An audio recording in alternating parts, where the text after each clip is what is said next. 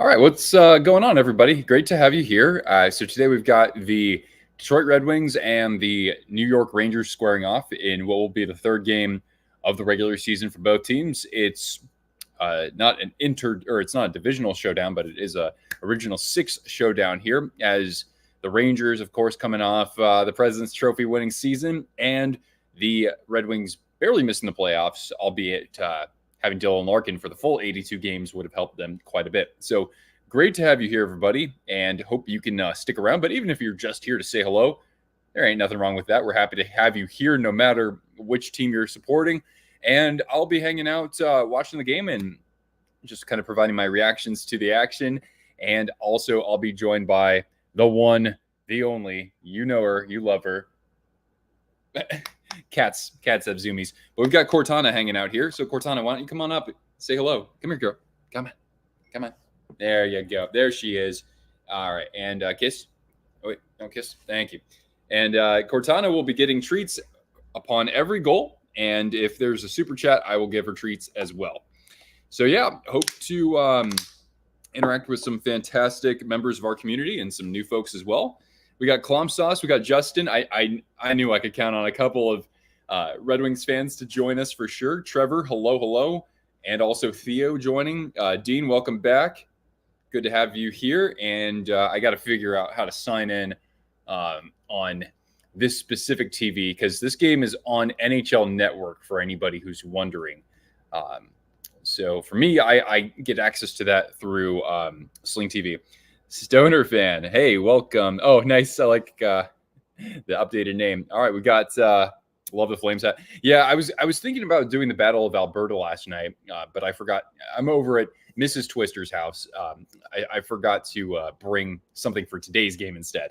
But yeah, great to have all of you here. Yeah, this is not my typical setting here, my normal habitat. We are coming at you live from Mrs. Twister's place. She's on vacation. She's coming back tonight, so I can go pick her up around 11. But she was over at this huge festival called Aftershock. It's a 4-day rock and metal festival. So I decided to hang out here for part of it and look after a couple of her wonderful little feline friends. So we might actually have some kitties some felines appearing in this stream too. I'm just trying to get to this Sling TV access here so that way I can get the game on the main TV here. There's Dan. There you are, man. All right. Well, greetings to you and to Emma and Nora as well. Is the Lion King starting today? Oh, what's up, Nick? We saw that Husso was recently placed on waivers, so that could be possible. But I haven't looked at the at X for any specific updates on that. But yes, we'll have more. We'll have some more Cortana here. I don't know why she's hanging on the ottoman next to me, but we'll get her next to me. All right. So what the heck is my Sling TV password? I can't even remember that. And the game will start, of course, in about, 10, 15 minutes tops. But hope you guys are enjoying the start of the regular season so far. And, of course, you can let me know what's jumping out at you so far with this year. Like, for example, the Calgary Flames, they're 3-0. And the Oilers are 0-3. The Sharks are, once again, not in last place in their own division. Not yet, at least. It's going to happen. But at least they played okay their last game. Well, is this going to sign me in or what? Hopefully it does. The Mets are beating the Dodgers 6-3. Yeah, fingers crossed, right? Wild are 1-0-2. Okay, so just like the Canucks, they have 2 extra frames defeats. Bedard versus Celebrini. Too bad that's not going to happen this week. Yeah, I know, man. That is a bummer. That is definitely a bummer. I was looking forward to it quite a bit. Husso cleared waivers and got sent down to Grand Rapids. Yeah, I guess he was just kind of a flash in the pan there for St. Louis. Vegas is 3-0. Yeah, I mean, they often get off to pretty hot starts. Yeah, so I guess it's not too surprising. But with all the offense they got in their first 2 games, that was very impressive. But yeah, Alex Lyon, the Lion King, is ready to restore the roar in Detroit. Wrong sport. Speaking of which, I am definitely going to be tuning in for Sunday's game of the year so far in the NFL, which will be Lions and Vikings. 3 Blues games, and 1 will be against the Sharks. Awesome, man. I've never been to, what is it called now? I know it as Enterprise Center, but I've never been over there. Have you guys, anybody been to any Blues games? I don't have any tips on that. But yeah, Jake, you're going to the Lions-Vikings game. Please do the purple proud. And where's the NHL network here? Blackhawks are 1-1-1. Yeah, I mean, they I remember, wasn't it last year they actually got off to a pretty decent start too? And then, until we get to Thanksgiving or maybe a little bit before then, I'm going to definitely reserve some judgments that I had. Because once we get to that point, then we start kind of figuring out who teams are, right? Lions and Vikings will be a hell of a game. Yeah, exactly. An NHL tier list with your cousin for like favorite teams or what was that? Oh yeah, no worries, Nick. No worries, man. I mean, I've been pretty inactive up until the last couple days. Barbashev Michael Stone is in beast mode. I've always liked Barbashev, former St. Louis Blue. Yeah, and oh yeah, by the way, thank you, Chance. Happy Canadian Thanksgiving to our friends north of the border on favorite teams. Okay. You can email that over to me if you are so inclined. Oh, interesting. Huh. Okay. All right. So let me let's see if Cortana will hang out with me here. She doesn't always love to like just snuggle up next to me. Sometimes she does. Have I watched Utah? Not yet. I know that they lost today though to the Devils, right? The Devils are off to a decent start. But looking at the scores from today, New Jersey beat Utah, shut them out actually 3-0. But yeah, for Utah to be scoring all the goals they did before today's game, not the biggest surprise to me. I mean, they have a lot of young weapons on that team, and it was only a matter of time until somebody like Dylan Guenther popped off. And speaking of goals, how about the Senators and Kings? 8-7 in an absolute barn burner. The highlights should be pretty fun for that. And the Panthers defeated the Bruins. They're already 2-0 against Boston, 4-3. The Rangers and Red Wings will actually meet a second time this Thursday. And then 2 other games that have yet to get underway. Penguins and Canadiens, that will start at 4:30 Pacific for me. And also the Islanders will be looking for their first win against another team that is surprisingly looking for its first win, and that is the Colorado Avalanche. Yeah, how about that game? I know, right? Well, Chance, you can find my email address in the video description just below us here. All right. Let me get in position here. Make sure that I'm wearing shorts. I don't want you to be scarred from how pale I am there. There we go. That should be good. All right. Coming to me. All right. So starting in goal for the Rangers is Igor Shesterkin.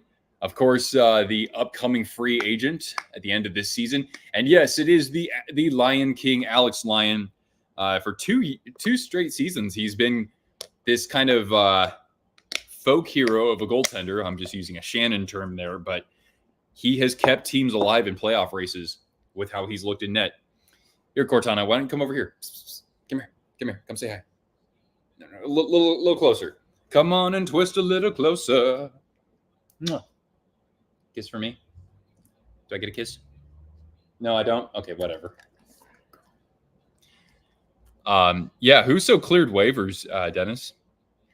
And here we go. So yeah, this game is at Madison Square Garden. Oh wait, I gotta update the banner. But yeah, you guys let me know if you have a score prediction for tonight. I think tonight's going to be. I don't know if we can expect Lion to stand on his head necessarily for the first game of his season, but I will take the blue shirts in this case. But it's going to be I think it'll be fairly low scoring. I think it'll be like maybe 3-1, and maybe one of those goals will be an empty net. Vegas and Washington. Oh, that's right, against Logan Thompson. Washington looking for their first win of the year, of course. What are we doing here, Cortana? The camera needs to see you, kiddo. Yeah, I don't know if that's going to work. Whatever. But yeah, let me know if you guys have any score predictions for tonight. Wish YouTube TV would get NHL Network already. That's a good point. The NHL Network is pretty difficult to find a plan for, honestly. I have it through Sling TV, but I had to actually pay extra for it because it's part of this bonus sports package. But yeah, not too many streaming platforms actually have NHL Network. And if they do, it's not for, those streaming platforms are so expensive. If you're only watching a couple channels, is it really worth it, right? Wings 4-2 Igor allowed 6 to Utah. Oh, all 6 of those were against him? Wow.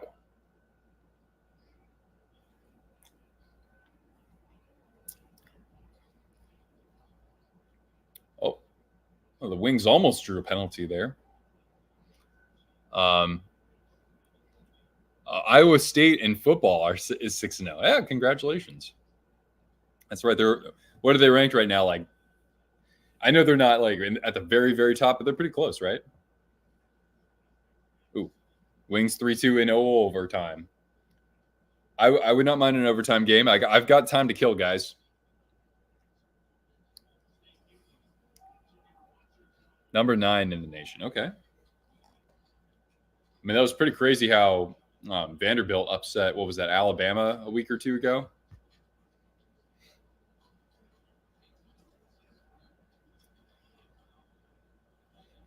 It is Igor in goal today.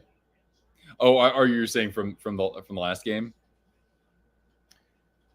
Yeah, because the Rangers played the Penguins their first game, I want to say. They won that like 6-0.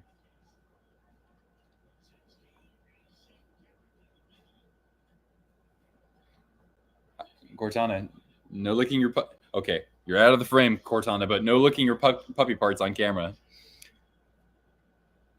For the first, they actually have separate rankings for the college football playoffs. So weird how like now we have teams on the West Coast that are in like Midwestern and East Coast conferences. That's really going to screw with the playoffs, kind of interestingly.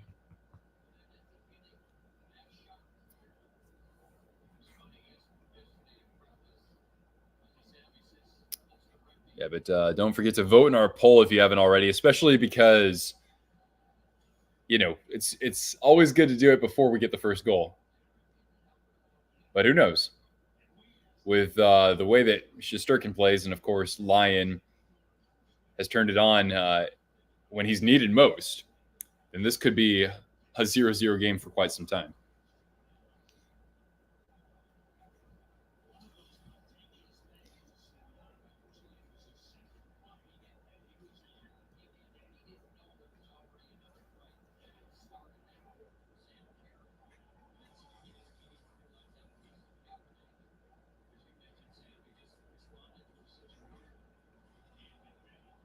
Ooh, collision there by the benches. Everybody's okay though. I think we've already seen a couple of hits into the bench in this season. I think.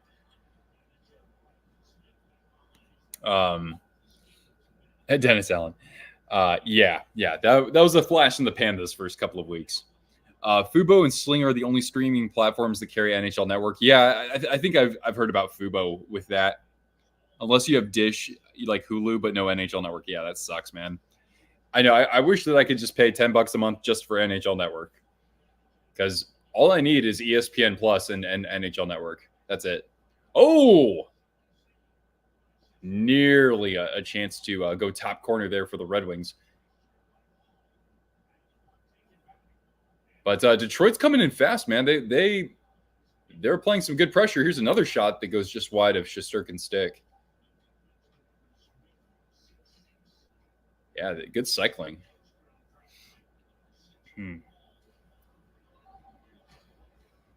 Well, Jake, I hope you're the good luck charm for them.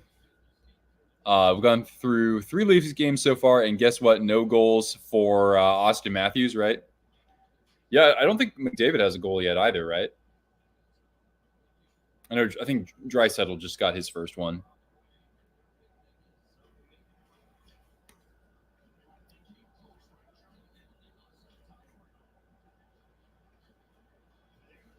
Oh.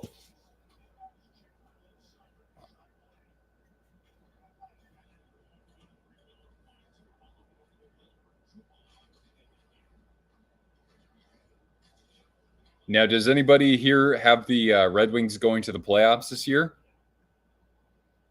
Oilers have barely any goals. Yeah, they've been outscored 15-3 so far. Yikes. Granted, that includes empty net goals, but yeah. Why did I have to get a stomachache on Thanksgiving? Oh, man, I'm sorry to hear that. Well, hopefully you didn't eat 2/3 of a loaf of banana bread, because Cortana did that at one point on Christmas. This is the year for the Red Wings to snap the streak.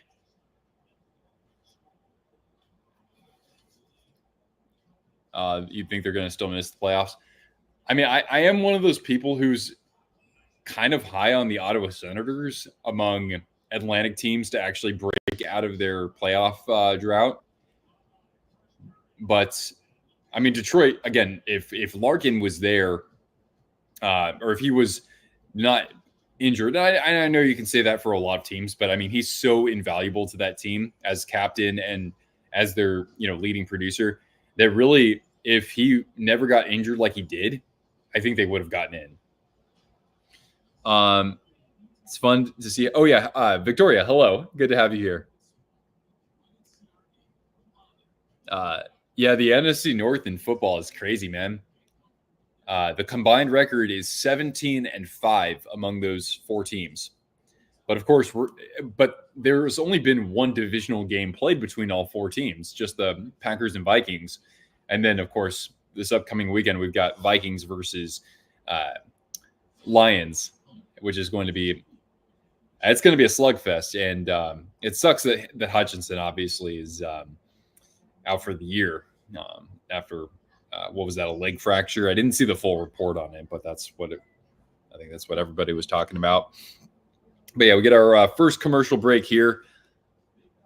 No goals so far, but hopefully we get some sort of action in that respect. Broken tibia, yeah. Oh God, that's heinous, man.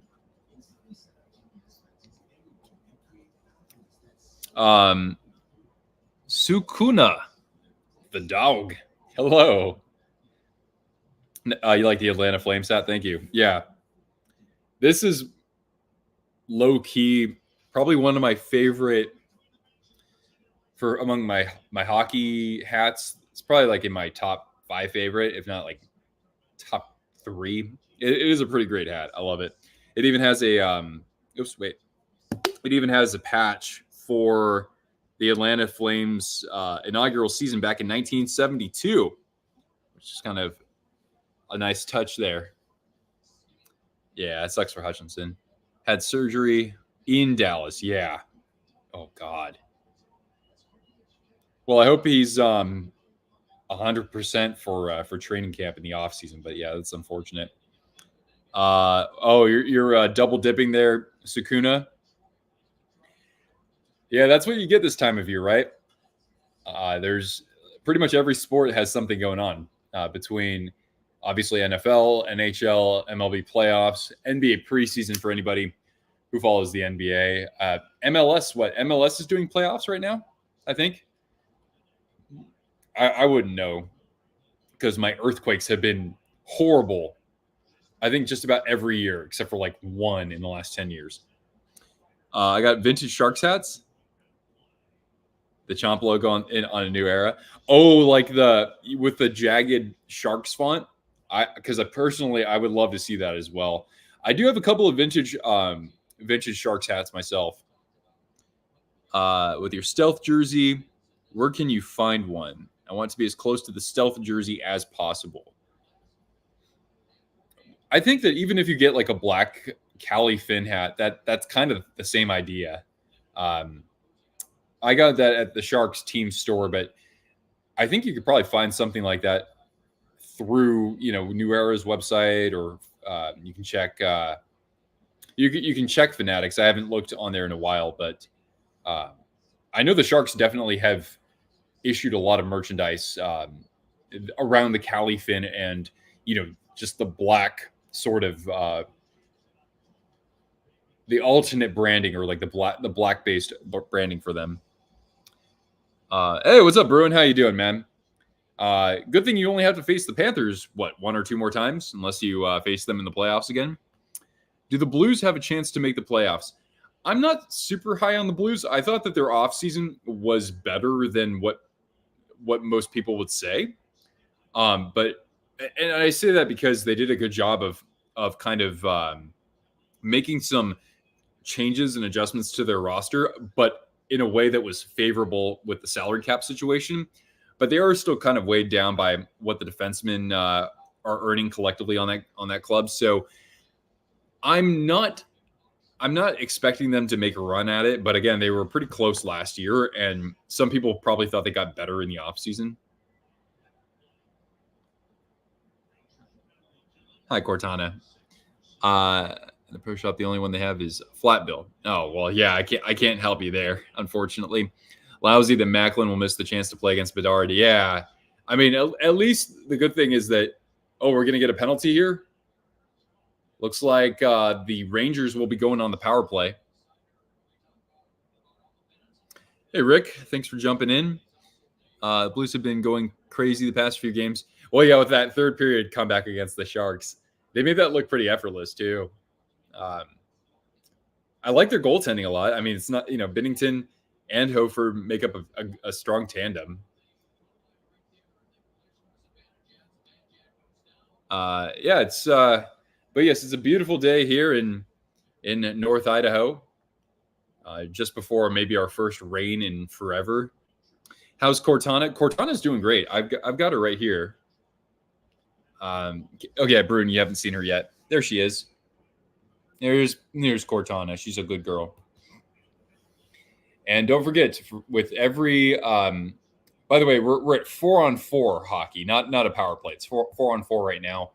But for every goal, Cortana will get rewarded, and I will also give her a treat for anybody who super chats, even if it's just $1. The Sharks lost the first 2 games, and so did the Preds.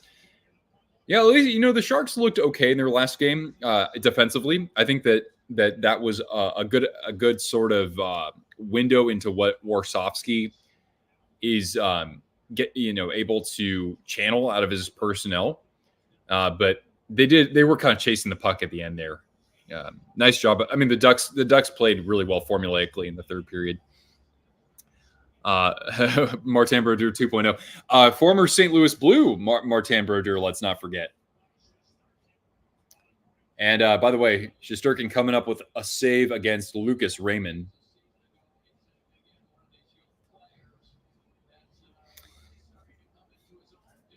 Let's take a look at the replay. Oh, yeah, nice toe drag there by Raymond, but Shesterkin making that look really easy. Wasn't even he was pretty deep in his crease there. He hated every New York sports team. Oh, come on. The Red Bulls? No? New York FC? What about the Buffalo Bills? They're in New York. The Sabres? At least, the Sharks have, at least compared to last year, looked watchable, which is promising. Oh, what's up, Darkness? Good to have you here. But yeah, they made some good changes they at least were able to overall bolster their scoring in the offseason. Of course, the draft helped out with that with Celebrini.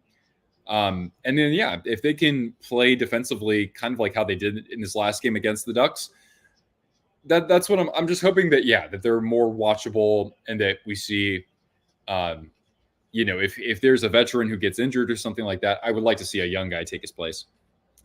I hate TikTok. I don't use TikTok, actually. I probably need to learn it at some point, though. The tickety talk. I mean, there are too many social platforms. The Sharks might be the second worst team this year. Just the second worst. So who would be the worst? The Oilers. I thought Calgary was going to give San Jose a run for its money, but so far, not the case. By the way, Brandon Saad has been activated from injured reserve. Alex Texier is currently on injured reserve. We do have a couple Blues fans in the chat here. And here we are 10 minutes through this first period. I mean, the pace on this so far is good. Oh, DeBrink get a shot, and he couldn't quite get that through the 5-hole. Shesterkin's going to cover up. Oilers being 0-3's karma for hiring Bowman. Either that, somebody had tweeted out or posted, well, think of it this way. The Oilers are basically just trying to replicate the narrative from last year. They suck out the gate horribly, and then they'll probably fire their coach, and then they'll go on a crazy streak, and Stuart Skinner will look like a number one goaltender. The Oilers not even make the playoffs. If the Oilers played in the Atlantic Division, that could be a possibility. But in the Pacific, I really do think that you have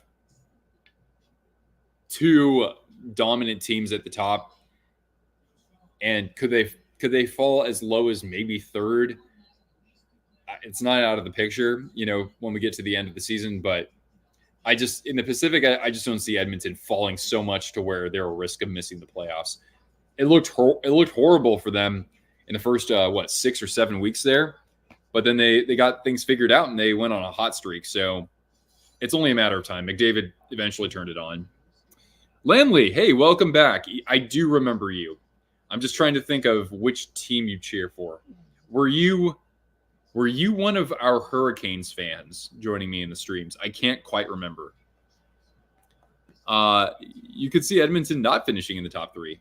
So then who would you have? I would think you'd have Vancouver. You'd probably have Vegas. And then what would you have, like Seattle or LA? Wow, Rick, you straight up doesn't think the Oilers will make the playoffs. I'm not ready to jump into the deep end of that myself. Vancouver, Vegas, LA. I'm hoping for more from Seattle. That team's got some.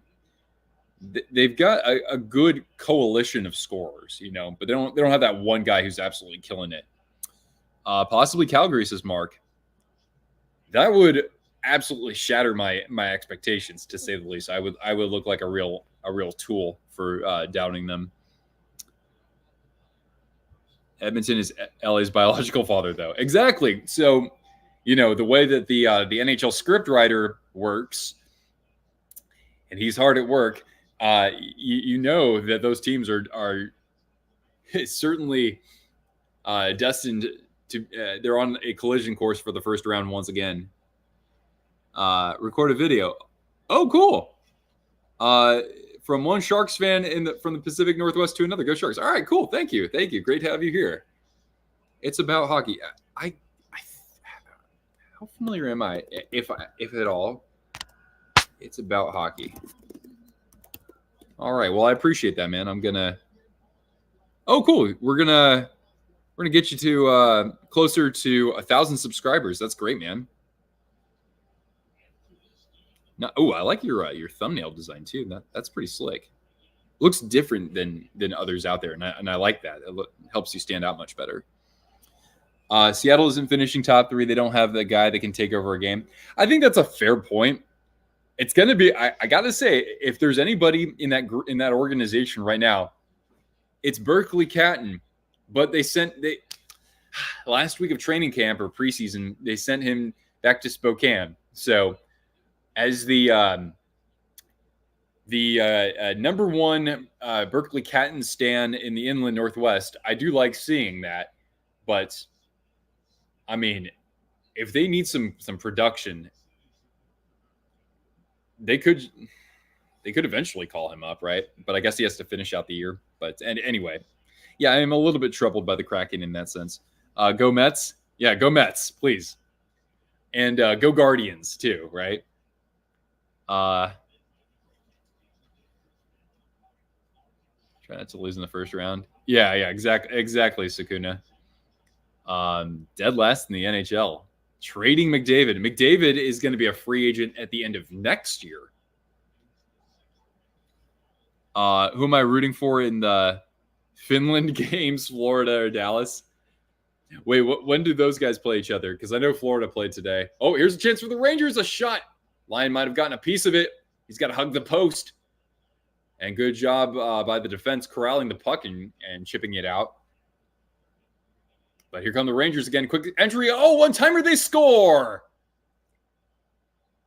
And it's Lafreniere, the one-timer off the feed from the Breadman. And the Blue Shirts take the 1-0 lead, and that means Cortana gets a treat.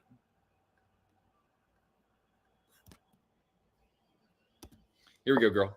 I need your help here. 7-3 Mets. All right. That's good news. Colorado could finish last if they can't figure out their goaltending. Yeah, really. I mean, they have Kaapo Kakinen, though. Kaapo Kakinen. All right, here we go, Cortana. Here, come over here. Here. Come over here. Come over here. Yeah. Oh, good girl. Oh, it's a good girl. Good girl. Yeah, good job. Yeah, great release from Lafreniere. And the home team has the 1-0 lead with about 8 minutes left in the first period. The Lightning literally had back-to-back Mickey Mouse rings.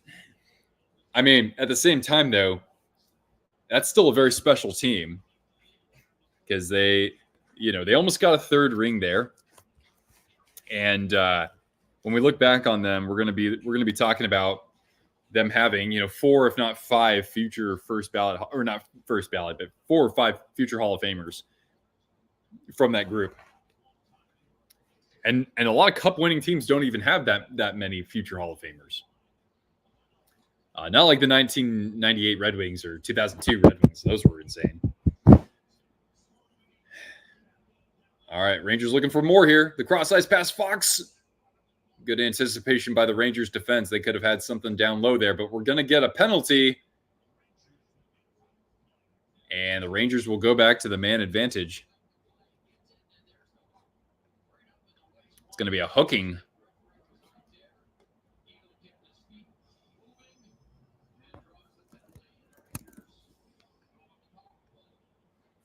All right. The most fraudulent NHL team, like they go crazy in the regular season, but get cooked in the playoffs. Oh, boy. Right now,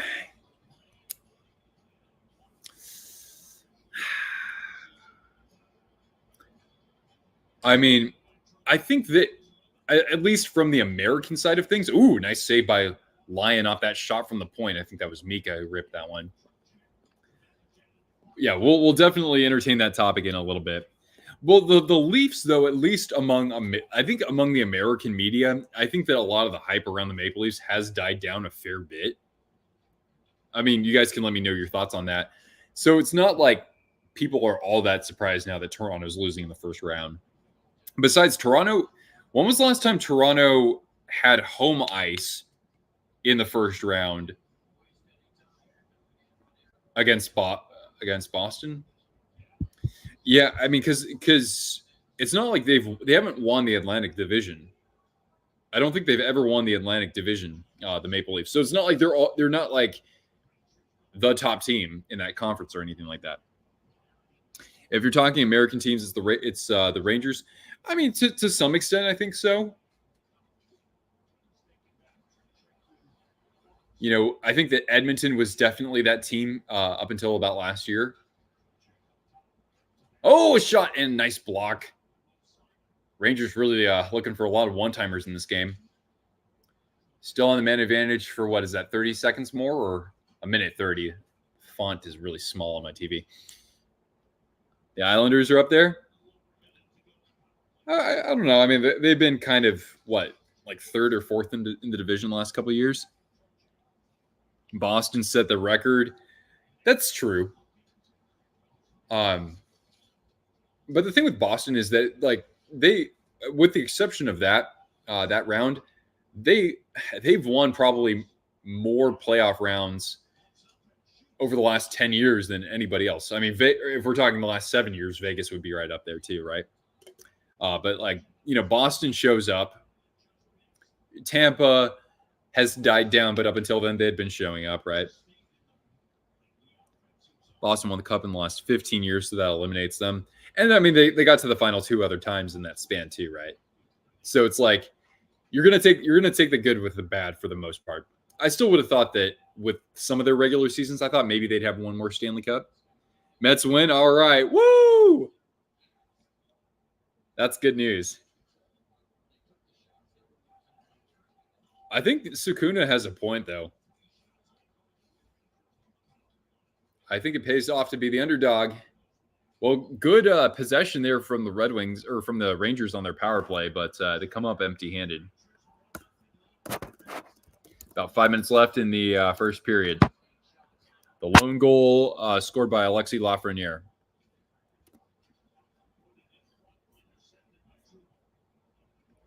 Oh, what are we doing? Lightning got swept. Bruins lost. Lightning got swept. They lost in 5 to the Panthers this last year, right? Eddie, good to have you here, man. Good to have you here. I hope you're enjoying the early start to the season. And, we'll bring in Cortana to say hello, too. Hey, come here. Atta babe. Yeah, can you say hi to Eddie and the rest of the chat here? This treat's too small. We need a bigger treat for you. Here, take the other half of your glucosamine. All right. Here we go. Ready? Hi, boo-boo. Yeah, go. Good girl. Good girl. But at some point, I might have to wrangle one of the kitties from the apartment here. For anybody who hasn't seen the cats, they're a couple of them are pretty funny. But we go to another commercial break. It's still 1-0. Hey, Corta. Look at this one. Girl, what are you doing? She tried to open the treat bag. She's done it before, too. She's a very talented canine. All right.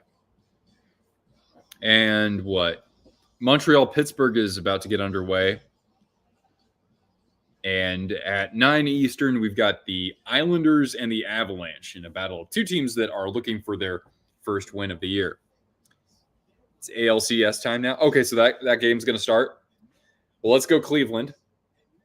It's been, 76 years since the Indians-Guardians franchise won a World Series.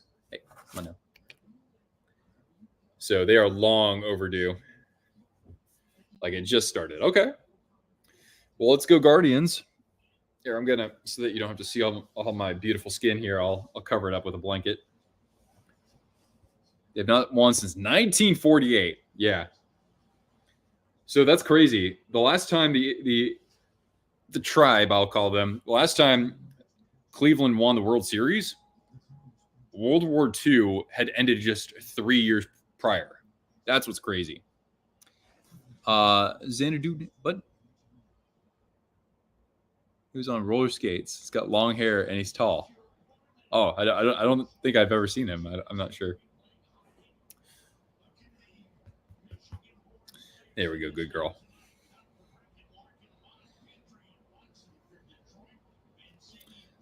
All right. So what did our poll end up at? 59% had the Red Wings. Interesting.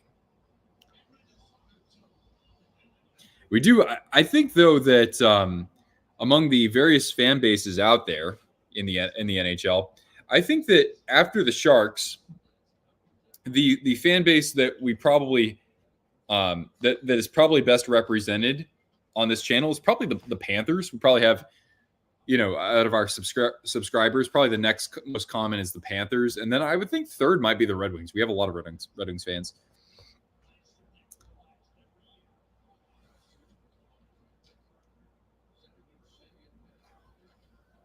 Derek, what's going on? Speaking of Panthers fans, good evening to you, and congratulations on the gift that keeps on giving. The Panthers beating the Bruins once again. Always good to see for the Florida folks out there. Okay. There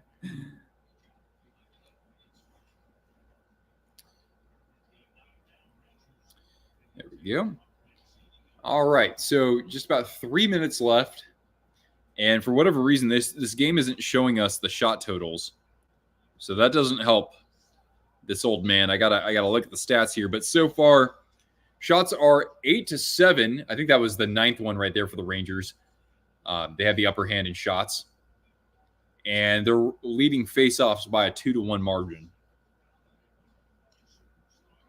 Oh. Here's a chance in transition. A shot. Shesterkin the save. And, the Rangers, Red Wings, nice job holding the zone here as Justin Hull is going to hand it behind the net. Maybe a chance, a backhander. And good convergence by the defense. Good pace on this game. I have enjoyed that. And looks like the Rangers will get a change here. Keandre Miller actually doing the yeoman's work down low in the offensive zone. Oh. And Rasmussen. And did he... is the... Oh, okay. Just dead puck. Okay. Oh. All right. Let's see.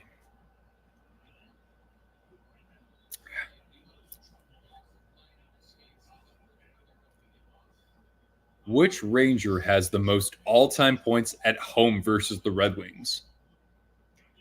Which Ranger has the most all-time points at home versus the Red Wings? I'm just going to guess, what was his name? Andy Bathgate? I'm just going to give it a random guess. I'll say Andy Bathgate. Because he actually played in the original 6 era. I don't know if he played his whole career as a Ranger, but he's probably one of the best from that era. Hopefully we'll get the answer to that trivia question soon. Mr. Duck says, L Wings. They beat your team? Shoot. Which, I forget who the Red Wings beat. I know who they lost to. So, Mr. Duck, that means you're a fan of the, not the Ducks, the Predators. Okay, yeah, that's another team that we have a lot of fans of on our channel. We have a lot of Preds fans here, and I do enjoy that. So keep them coming.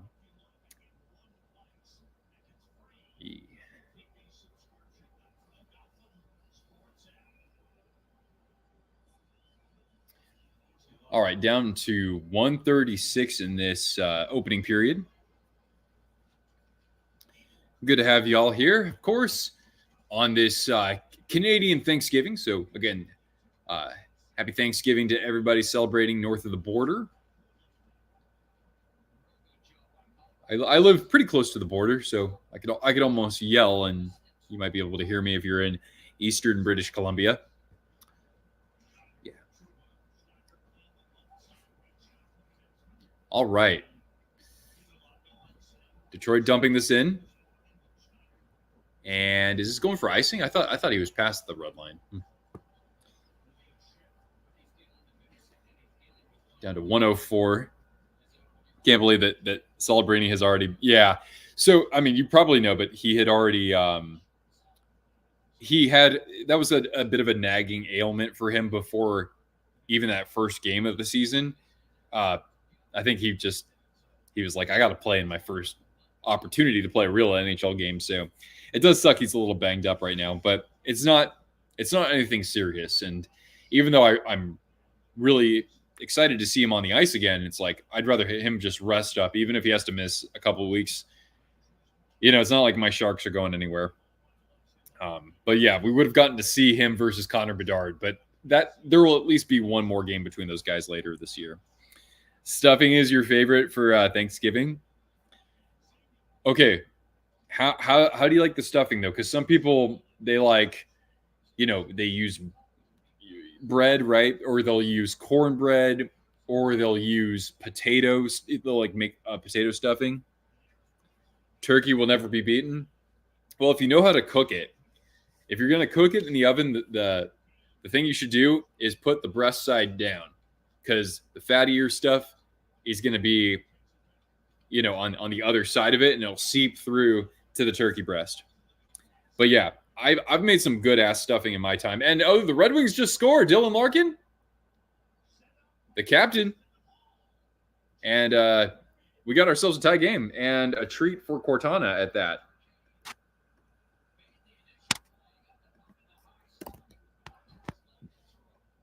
Detroit is on the board, everybody. Take a look at this. Good cycling around the net. And then Larkin hit the high slot. It came out to the point. And then he just pinched down there and found a little seam in the low slot and just batted the puck in. That was great. All right, Cortana, come get a goal treat. Good girl, good girl. Y'all make sure you hit that thumbs up for Cortana if you could. She is my precious little creature. And we just reached the end of the first period. So great response by the Red Wings with time winding down. And a good first period from what I saw too. It was good pace. That's what I'm trying to say. Granlund is my granny. I'm his granny. I'm older than he is. But Granlund's been a great Shark. But yeah, I don't really know how closely we can compare Canadian Thanksgiving to American Thanksgiving in terms of food, right? But I do ideally like to have turkey.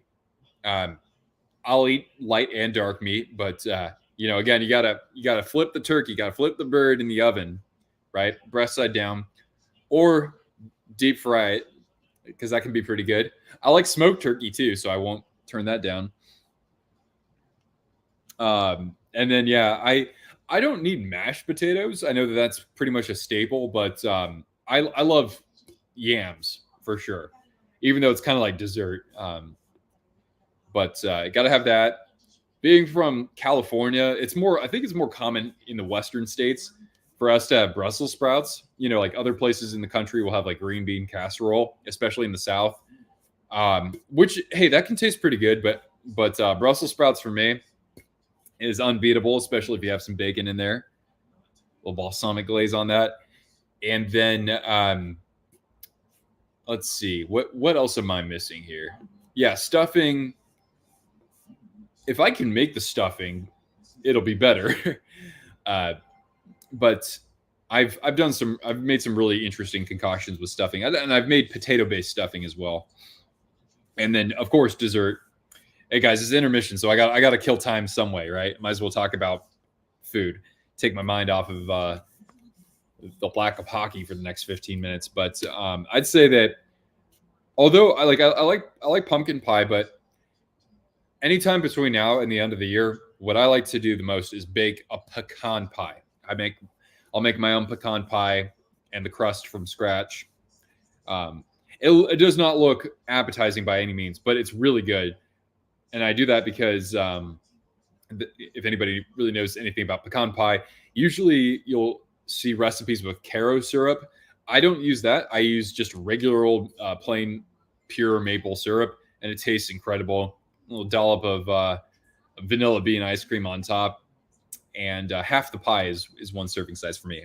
But yeah, the Sharks make the playoffs on a scale of 1 to 10. How shocked would I be? Probably right up there against a 10. Let's just say a 9. Fried turkey with andouille sausage, corn. Oh, talk to me, man. That sounds incredible. Love a good pumpkin pie on Thanksgiving. Yeah, it's not anywhere near my favorite kind of pie, but for the holiday, I gotta have it. And if I'm lucky, a good pumpkin ale too. I don't know if anybody else enjoys that kind of thing, but I am certainly a fan of pumpkin ales.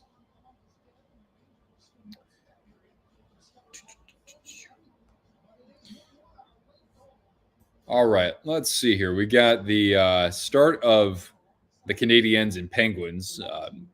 Just 4 minutes in right now, though, so nothing's happened just yet. Don't forget, do we have any Rangers fans joining us? I don't think we do. I don't know. But I was gonna say,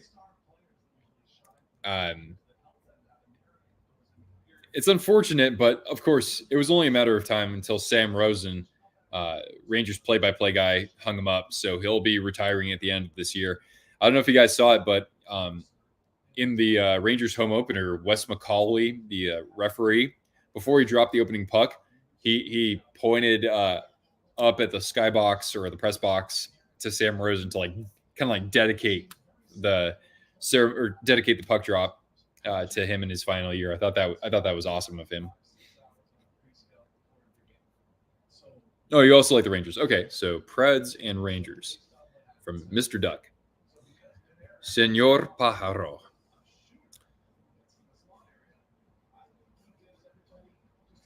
Oh, wow. Seamus Casey had another goal today for the Devils. He's got 3 on the year. Pretty damn good for basically, what, is he a true rookie, Seamus Casey? And he's a defenseman, too, for anybody who doesn't know. Just one of the amazing defensemen that the Devils drafted over the last 5 years or so, 6 years.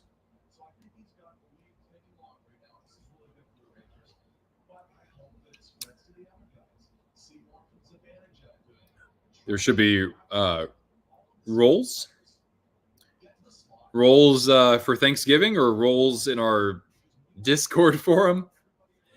If you want to buy some dinner rolls, though, or I've never made dinner rolls from scratch, but yes, I do love some delicious dinner rolls too. Or even just, heating up some King's Hawaiian buns in the oven or something like that. That works too. You can do some pretty amazing things with those. All right, I might need to go kidnap one of the cats here and bring her over for him.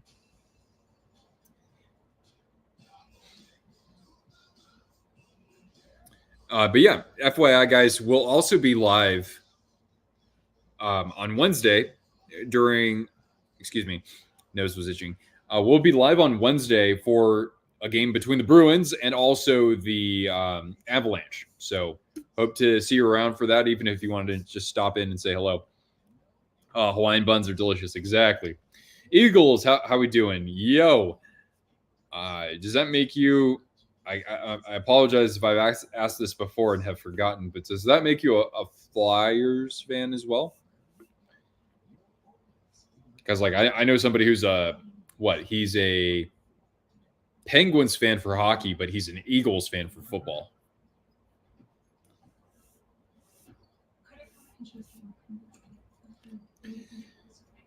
And just FYI, it's first intermission now, so and there aren't it's not like I can talk about many other games because we did have 3 games earlier today, but right now we just have one game happening and one other one getting underway at 9 Eastern. You're a Capitals fan. Okay. So when I see Eagles, I won't. It's so funny because your little profile picture, it has, an E and then a green circle. So I think of football Eagles. I need to think of the screaming Eagles, the Washington Capitals. I will work on that. All right. I got to remember things by turning them into songs or something. All right. So in that 8-7 game between Ottawa and LA, who scored all the goals? So Kevin Fiala, just his first of the year. Trevor Lewis, man, he still plays. Jake Sanderson scoring his first goal of the year. That's one of my favorite young players in the league. Adrian Kempe, his first. Zach McEwen. Alex Laferriere, not to be confused with Lafreniere. Drake Batherson, that's his first. Shabbat, that's good after, I think, his last game. So Fiala had 2 goals in this game. Zach McEwen had 2 goals. Alex Laferriere had 2 goals. Claude Giroux, Josh Norris, Tanner Jeannot, his first as a King. Norris also had 2. So nobody had a hat trick in that 8-7 game. Okay, and NFL team is Eagles. Okay, got it. But yeah, I guess if you like a Philadelphia team and a DC team, they're not. Yeah, you can basically live in the middle of those 2 towns, right? Be a fan of one and one essentially. Oh wait.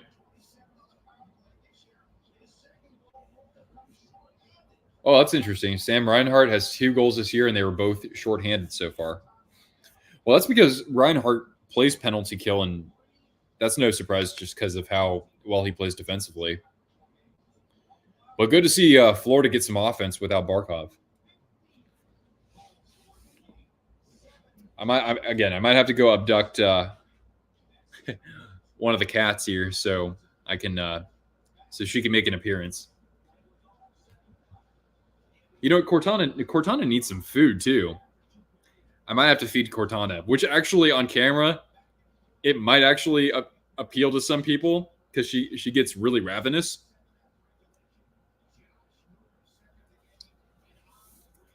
All right, guys, hold tight. I'm gonna do a couple of things for you here while we're waiting for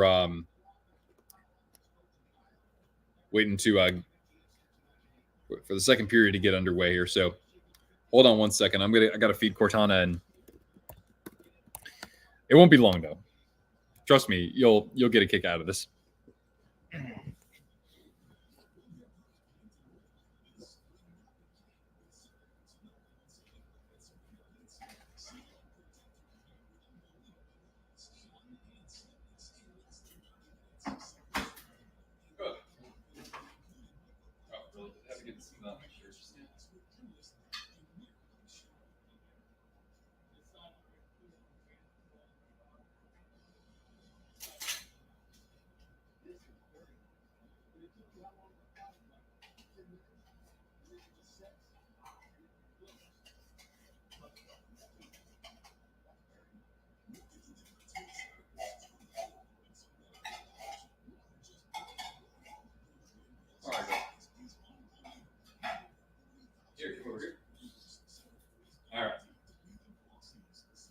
All right. So I'm currently at Mrs. Twister's, and I forgot to bring an extra day of days worth of food for Cortana. So I went to the hold on a second, boo boo. I know. So I went to the store today and I got a couple of cans of food. So it's wet food. She usually eats dry food, but here we go. You get a canine mukbang. Pittsburgh scored. Look at her eyes when she's doing this. All right, who scored the goal for Pittsburgh? Lars Eller, former Capitals great Lars Eller, the Great Dane, and Stanley Cup game-winning goal scorer Lars Eller for Eagles over here. Figured I'd shout out the Great Dane, especially as somebody who has spent about 3 months' time in Denmark myself.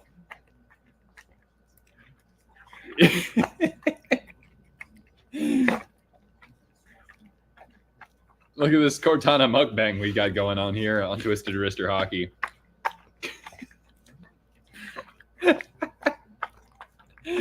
Look at this girl go. All right, good job, Cortana.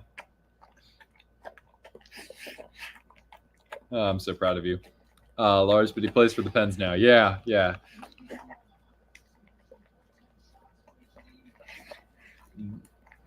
Good job, Cortana.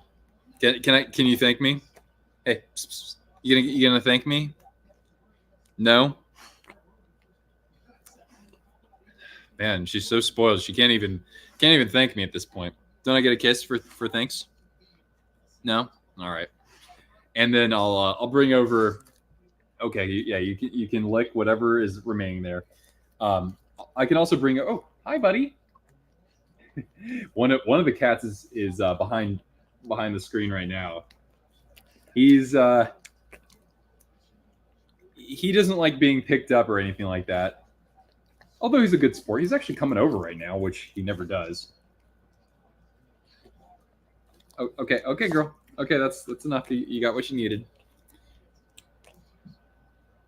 Mr. Jameson, do you want to come over?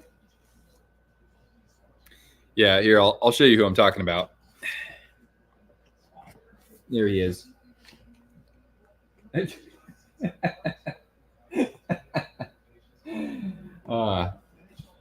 So I don't know if you could have seen him there, but that's Jameson, as I call him. His name's James, but I like to call him Jameson.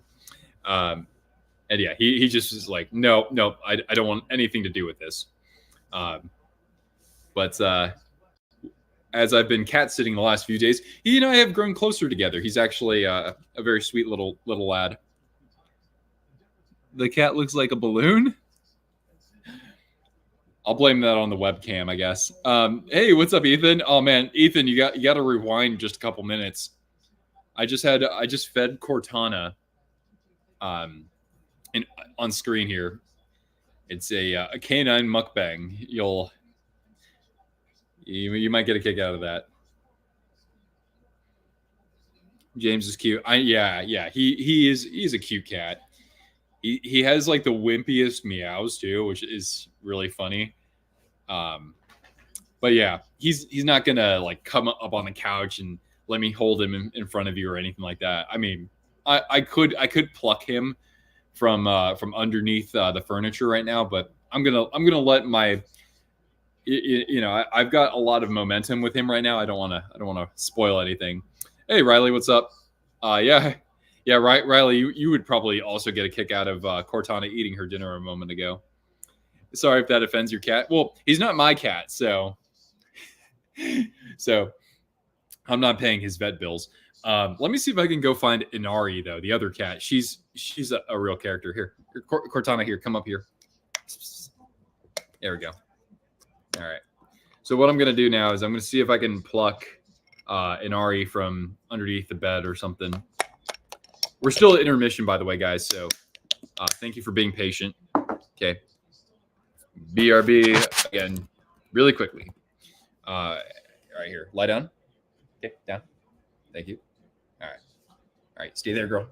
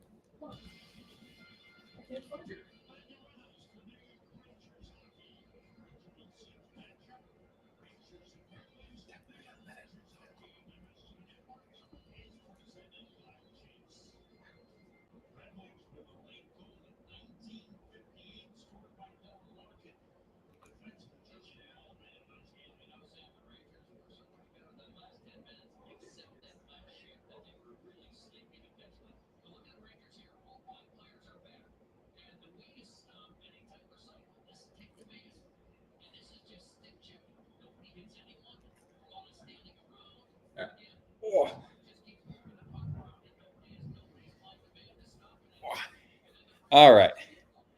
All right. Hey, thanks for your patience, guys. I forgot to hit BRB. But we'll get underway with the second period. This is Inari, by the way. Inari is a troublemaker, but she's real sweet with me. She lets me do whatever I want with her, so might have to show you what that looks like. All right, now we're underway with the second period. Yeah. All right, here, Mrs. Kitty. Can you just give me a minute? English or Spanish? Entiendo un poco español. Okay, so now we're second period. Thank you for your patience, everybody.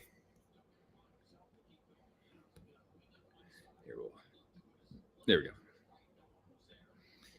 If I move, I have to do a giveaway. Oh, geez. George, good question. I look at like 2027, like the 26-7 season would be, I think, a little bit of an overreach. So I think by the 27-28 season, probably. Yeah, so we got Inari hanging out here. But the question is she a Panthers fan or a Predators fan? Or maybe she likes both teams. Mr. Duck. How dare you? So yeah, we've got second period underway. And hey, Danelle, how you doing, man? I'm joined by Cortana's biggest adversary. Your cat likes the Panthers. Big fan of Bob. Let's see here. Yeah, you can like the Panthers too, sweetie. They won the Stanley Cup the year that I met you, so they might as well be. And the cat's a Preds fan. Are you trying to say something, Mrs. Kitty? Yeah, she's sweet though. Like literally, if I just hold her right now, she'll just start purring. Yeah, you good girl. Oh, Red Wings are threatening though. Good cycling. You got this at the point. Here's Sider. Moved back to Raymond. Oh, it's a delayed penalty right now to the Rangers. So extra attacker for Detroit. Shot and still alive. Is this cat my new pet?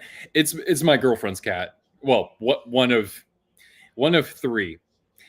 She's not a crazy cat lady though. This one's the most social of the cats too. Yeah, awesome hat. Yeah, I love this hat too. Yeah, you good girl. Yeah, you got these legs here. Does anyone think the Rangers will make the finals this year? I don't think they do. I'm waiting to see Shesterkin tear their team apart. Yeah, that would be just horrible. And I think that Keandre Miller, I want to say, and Ryan Lindgren are free agents at the end of the year. Hey, John.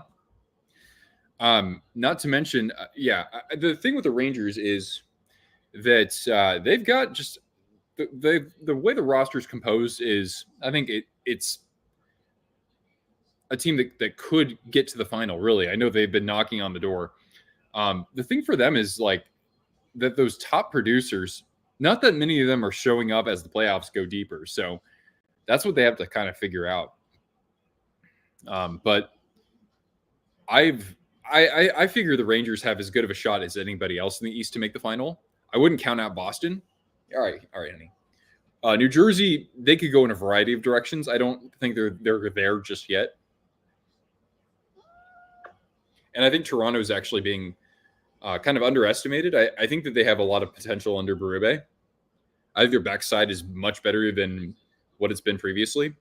Speaking of backsides, you've got quite a backside here, Mrs. Kitty. What? You don't want to talk to the audience? I'll let you go, okay? Everybody say bye to Inari. You want to say bye? All right, here. Fine. Don't purr like you do every time I touch you. There you go. Toronto will make it to the third round. Oh, that's what I kind of predicted too. They have like top 5 for the Rangers. Yeah, I mean, I'm noticing that that's kind of like how it is for most teams. Nice save by Shesterkin, by the way. The Rangers or the Red Wings almost stuffed it in. Did I just throw the cat? Well, I literally onto a pillow or onto a blanket right here.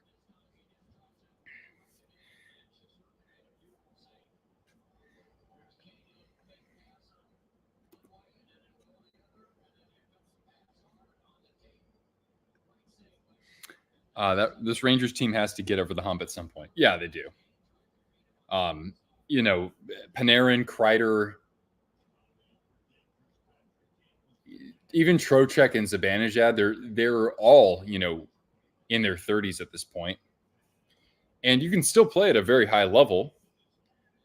Even ask former Ranger Matt Zuccarello. He's doing fine at, I think, the age of 38. A Predators versus Kraken hangout tomorrow. Oh, I'm already doing a stream on Wednesday, so I probably won't be doing anything tomorrow. Let's see here. I don't know, though, but for the Rangers, Kakko isn't really doing anything for them. Yeah, I think my friend told me he's also a free agent next year. I don't even know if they're going to offer him, really push to extend him.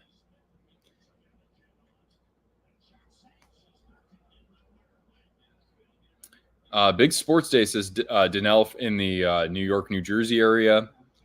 Mets beating the Dodgers. Thank you. I appreciate that. Giants and Bengals was last night. Not to mention the Jets are tonight against the Bills. Yeah, that's a lot of action, man. Really. This is like Christmas for you. But Mr. Duck, I would be happy. Oh! Did Igor just make that save? Unbelievable. Oh, my God. I got to see that again. Yeah, and everybody's chanting Igor right now. Yeah.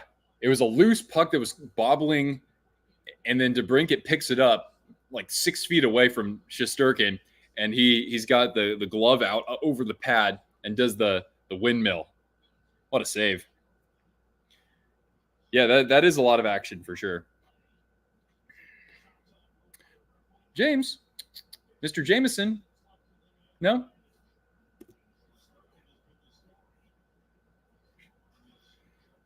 Don't forget the Liberty. Are they pretty good right now? Oh, here we go. 2-on-1 for the Rangers. Shorthanded. The back pass, the shot, and just wide of the net, but drawn up really well. And the Rangers have successfully killed off the Detroit power play. Liberty's in the WNBA Finals. All right. Yes.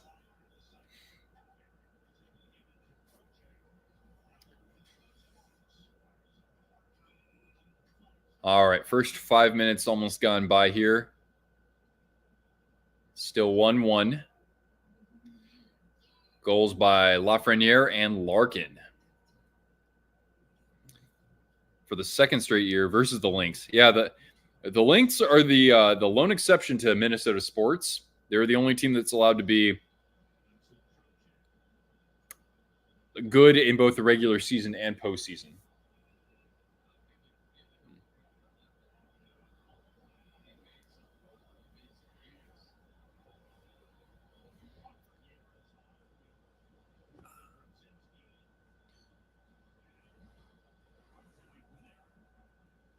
Hearing about the Rangers and watching them makes you hate them more and more. So wait, what's your team, George?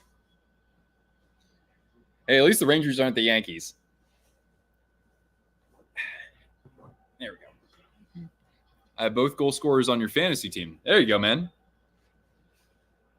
Good on you. Who else is on your team? Who was your first overall pick?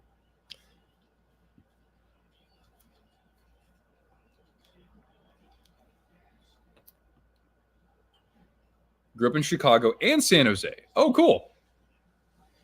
Yeah, I grew up just south of San Jose in Monterey. Well, not just south, but like an hour south. And then I lived in San Jose for a while. Actually, I lived in Chicago for 5 months. That was a long time ago. But it happened to be when the Sharks had to play the Blackhawks in the conference final. And that was one of many kicks to the nuts as a Sharks fan.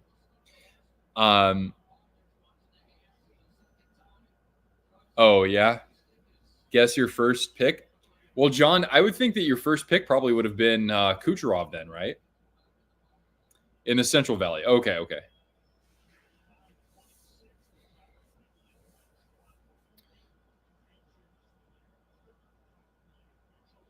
It said that, Joe Pavelski hung him up. Yeah, I mean, I used to be pretty bullish on him making the Hall of Fame. Considering he never was a finalist for any major award, that doesn't help his chances, because otherwise, if he would have won a Stanley Cup, he probably would have gotten in. But at the very least, he should make the he should be in the American Hockey Hall of Fame, which is in Minnesota. He should make that instantly. 2-0 Penguins. So first goal was from Eller, and now it's Ricard Raquel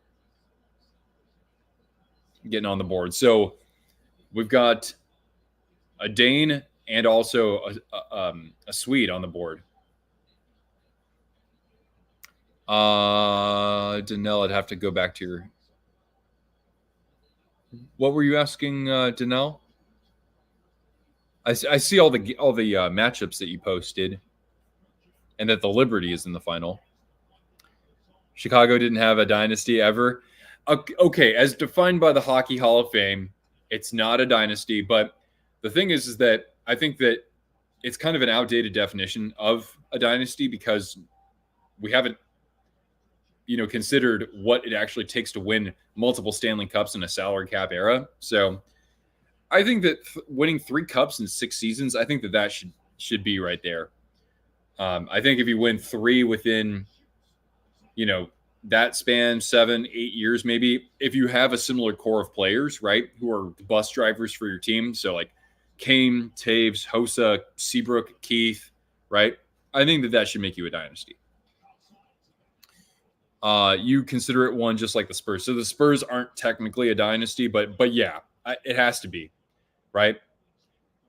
Duncan being the focal point, Parker, Ginobili. Oh wait, but Duncan was the only one who won all 3 titles, and Popovich. But still, I think that it's hard to argue against them not being a dynasty. Back to back and 3 out of 4 is the definition, right? Post cap era.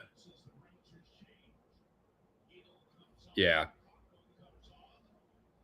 But then that means that the Red Wings weren't a dynasty in the late 90s and early aughts. But I got to think they're a dynasty, I think that colloquially we can have a different definition.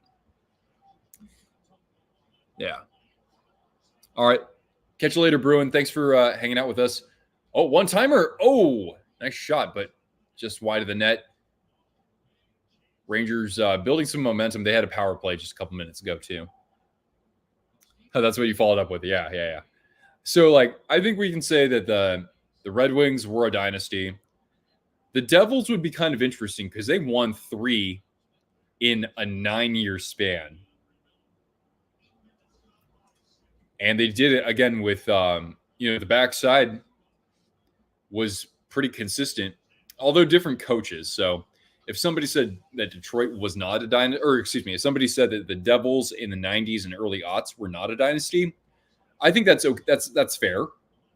But yeah, I think the Blackhawks after the Red Wings are the only dynasty. Pittsburgh's interesting too. I know that obviously there was some gap there between 2009 and 2016, right? But they were in the playoffs every year. I would argue that again, salary cap, in the salary cap era, you could say Pittsburgh was a dynasty. As we go to a commercial break here, by the way. There we go. I don't know. I'm kind of either or on the Penguins. If the Lightning would have won a Stanley Cup, against the Avalanche, and then, yeah, they'd be a dynasty as well. Argue as much for the Penguins as the Blackhawks. Yeah, I mean, I think that it's a pretty similar conversation. Check out the NHL hats on the New Era website for the fitted hats. Oh, sweet. Yeah, I haven't looked at the New Era hats for the NHL just yet, Danelle. But before the last contract ended, I got a lot of New Era hats, like this one here. But I have a lot of hats already for NHL. But there are definitely some teams I want to get some hats for. Back then, the team would win 4 in a row. So, I mean, it's crazy. It's crazy to think that, just before I was born, or when I was really, really young, yeah, well, in the 80s, right, we had 4 cups in a row, a couple of times, really, in the 70s and in the 80s, and then the Oilers won 4 in 5 years. You got the Kachuk Bros, Braden Point, Bobrovsky, Heiskanen, Larkin. Dang, that's a really good team. How many teams are in your league? Yeah, I love this Flames hat. It's among my favorites that I have. Wolves on IRC picked up Sam Bennett. Yeah, Bennett's had a hot start to the year. It's a contract season for him. You hate Fanatics gear. Yeah, I mean, I haven't seen the new jerseys myself. I haven't, I want to go check them out one day. Maybe I can go to Dick's Sporting Goods and see if they have, the higher priced ones. But other than that, yeah, I don't have a whole lot to write home about with Fanatics. Although I will say anytime I've ordered something from Fanatics, they've always given me what I've asked. And one time I ordered something and then it went on sale like right after I got it. And then I asked them, can you basically like help me out by giving me the discount? And I mean, it was kind of a similar story to that. And they said, yeah. So they've actually always been really good in terms of customer support to me personally. But I'd hate to be one of the many horror stories out there with them. It's a 10-team league. Okay. Well, yeah, that's still a very impressive roster. 16-team league. Oof. That sounds difficult. But Braden Points, you know what you're going to get out of him just about every year. You hate the collars for the jerseys now. Yeah, I agree with you. That's the one thing that I can't stand. Personally, I liked in the Adidas era, I actually liked the dimpled shoulders, but I'm not too upset that they're gone. How's the game? Well, the chat's being really active, so that usually means I'm not watching the game all that much, but it's really good competition. I think that overall it's, do the Rangers have maybe a small upper hand? Yeah, but I mean, Detroit scoring with 2 seconds left in the first put them right back in it, and the pace of the game is really good too. And both goaltenders look really sharp. Matthews was his first pick. Oh, geez. Yeah. Well, hey, don't forget, McDavid doesn't even have a goal at this point.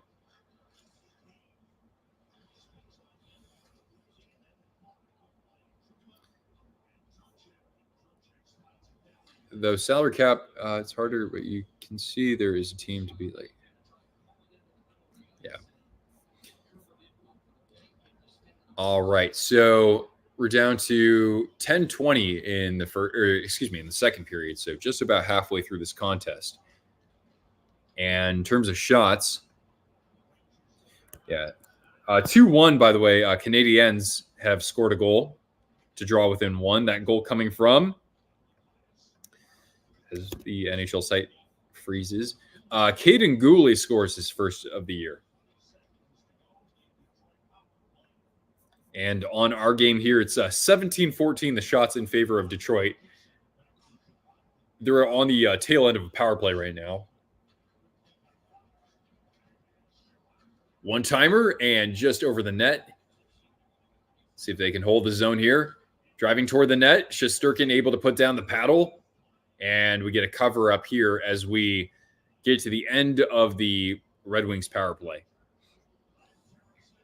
Also, don't like how the jerseys don't end off on the bottom. Like there aren't any lines or on some of them. I think I know what you're saying. What I will say though is I personally I know not everybody like the fit of the Adidas and now like premium Fanatics jerseys. I personally love the fit. I think they fit great because they're long. They're long jerseys. That's perfect for me.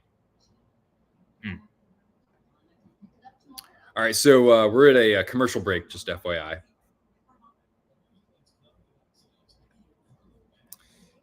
Is Igor going to stay in New York? You saw a video about next year's free agency. Yeah. Oh, God. Igor as a Red Wing? Do you think that Yzerman would offer? I mean, because now he's got to be offering at least about $11.5 million annually. You think that they got the cap for that?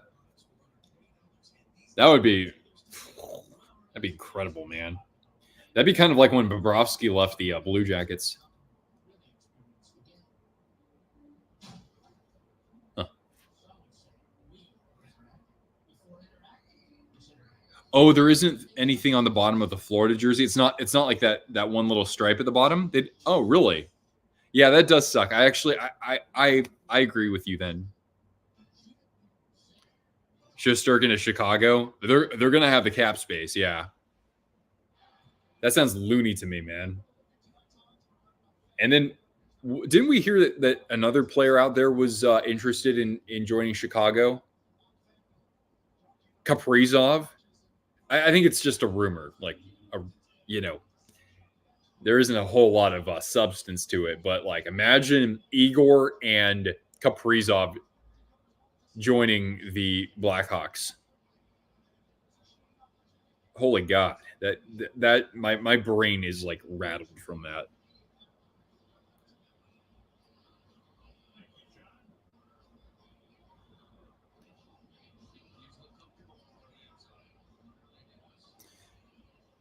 I just hope my Sharks don't get too aggressive in free agency in the next year. I want them to still let the rebuild happen. What about Stamkos? Yeah, what about Stamkos? He hasn't scored yet, has he? Stamkos wanted to be a Maple Leaf growing up. Growing up near Toronto, but yeah, he doesn't have any points just yet. But that's it's just 2 games. About Kaprizov, but that would be pretty cool. I mean, the playoffs, right? Oh, geez. I want to see Kaprizov stay with the Wild, though. The Wild, he's by far their biggest star player they've ever had. No offense to Marian Gaborik, but Marchessault has 2 goals, yeah. Or two. I know he has 2 assists. I think that's what you're talking about. But yeah, I do not want to see Kaprizov leave. Especially since Minnesota also just has been going through the salary cap hell from the buyouts to Suter and Parise. Like they finally get relieved of that in the offseason.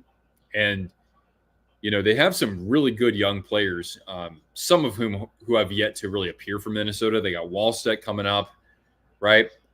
I think Minnesota could still be a very good team as early as maybe even next year. But they can't do that without Kaprizov. Yeah, exactly, Clump Sauce. You can't just waste that in Minnesota. A lot of players that come out, if there doesn't make sense, they haven't had a team. Yeah, I mean they haven't been to the conference final since 2003. And they've won I think they've only won 2 series since then, 2 playoff series, 2 or 3. So yeah, I do feel for the fans in that respect. But Buffalo over here saying hey, can we just make the playoffs? Detroit saying something similar. Ottawa saying something similar.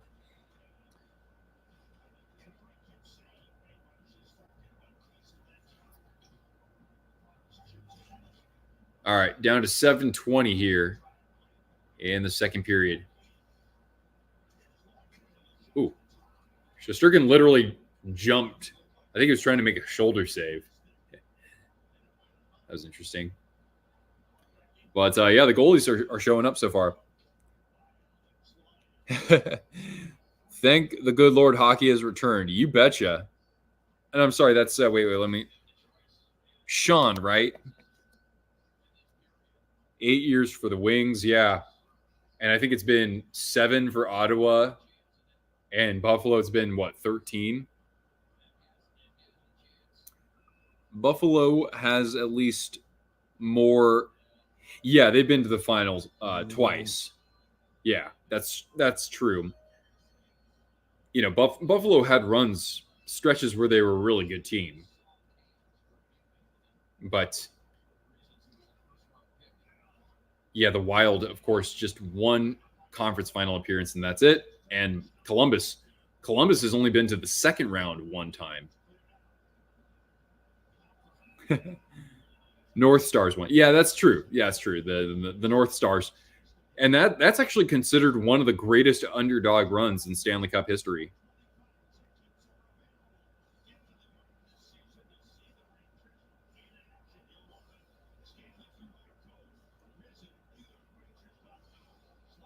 All right, down to 6:46 here in the second period. They would have won it if it wasn't for a call that people still argue about. Really, in 1991? How many games did that go? Was it 6 games?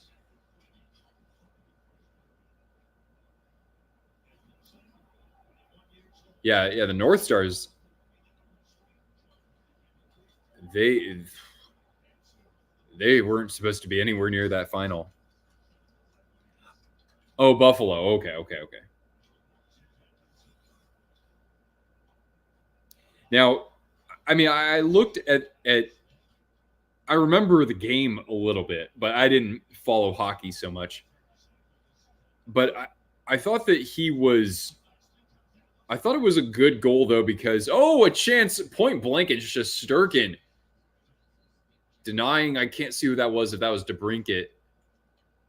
But the Red Wings, good pressure here as we get into 6 minutes remaining in the period.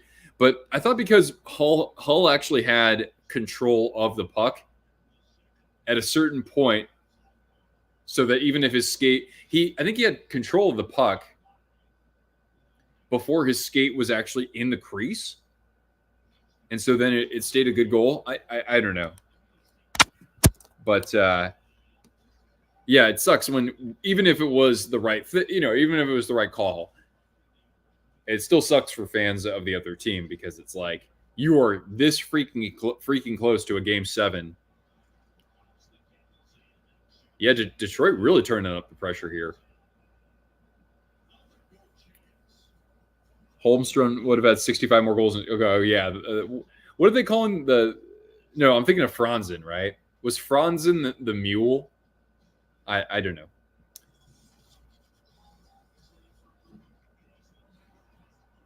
Yeah. Then that led to the Dominator coming to Detroit. Probably did, yeah. Man. Franzen was the mule. Okay.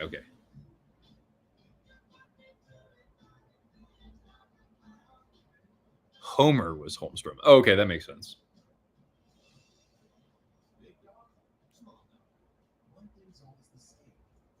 All right, so commercial break. I said commercial break, not goal, Cortana.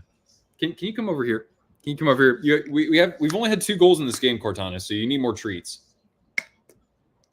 Come over here for more treats, my dear. Come give me a kiss.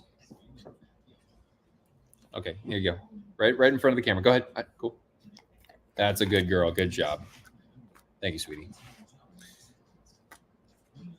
Some.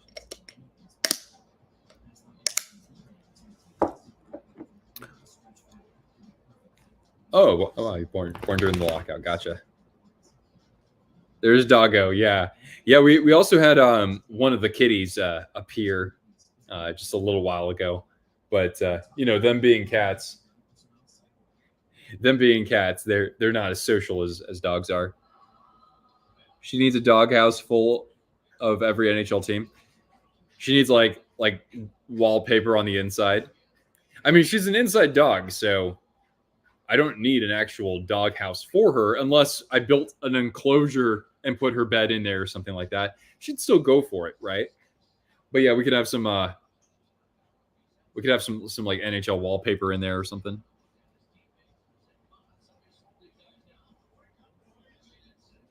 Hey, Inari, come here, girl. Come get some cuddles. Girthy Bedman. Aiden Hill versus Logan Thompson tomorrow. That's right. Yeah. That's a funny name. I like that. Oh, Cortana, dang it. Don't go knocking stuff over. Cortana, you'll get more treats, okay? But there have to be more goals. Or super chats, even for $1. I will give Cortana a treat.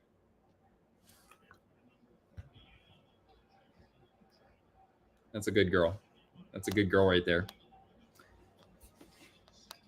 Logan straight out of Thompson.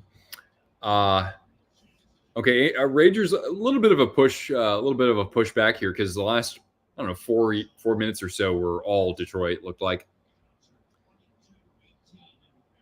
22-18. The shots favor the Red Wings.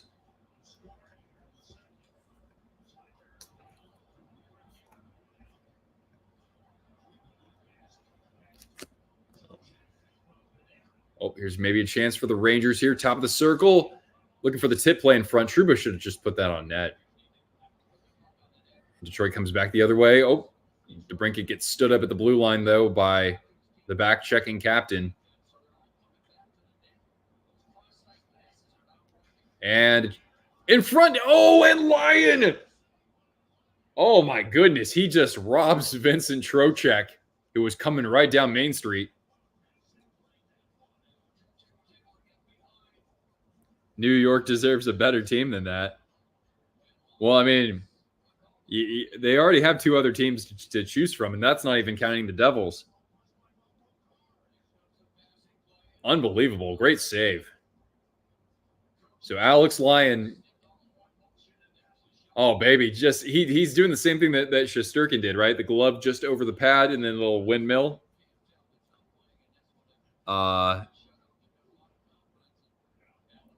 Top 3 least favorite teams. So so you're a Red Wings fan. So number 1's actually the Penguins. Wow. The Avs and then the Bruins. Interesting. Yeah, I mean, you guys can chime in the chat here. But being a Sharks fan, right? It's really just kind of a 1-2 right now. Like the Ducks, I would hate the Ducks a lot more, but they've been crappy the last few years, and I'm actually excited for them to be good again. So I wouldn't even say the Ducks are one of my least 3 right now. Number 1 is the Golden Knights. Number 2 is the Kings, but the Kings are the Joker to the Sharks Batman. Like, you complete me, right? Like the Sharks need the Kings. That's the true rivalry. Number 3, I really don't have a number 3. Yeah. George hates Florida. So wait, George, you like Chicago and San Jose, but you hate Florida the most. Interesting. And then St. Louis, I figured St. Louis would be one of them. And I think if you ask some Sharks fans, they might even have the Blues, maybe not in their top 3, but in their top 5, just because those 2 teams have met the most in the playoffs. Oh, and the Rangers score as Lyon falls to the ice. Some contact there with Kreider. But for now, it is a good goal. So we're going to have to see if there's any review. But for now, it is 2-1 New York. Oh, you live in Florida, so it's more personal. I see. Avs, Bruins. Yeah, Maple Leafs and Senators. Yeah, I've seen that the Senators and the Red Wings, they'll mix it up a little bit. Sure you do. Everyone has a third team. I mean, I'm not as bitter I'm not as bitter toward like the Bruins as I used to be. I think it's for me being from the West Coast, it's kind of like I kind of don't have like that many East Coast teams that I cheer for. I like the Hurricanes now, but the Rangers kind of have that spot with me right now, but there's a bit of a dip between like the Knights and the Kings being 1 and 2. Then it's kind of like the Rangers or whoever else would be like down here.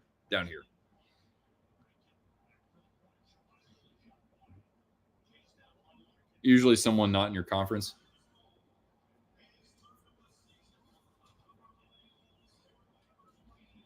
Well, hopefully Lafreniere was on the ice for that goal. Yeah, there was no replay review. I thought there was going to be, but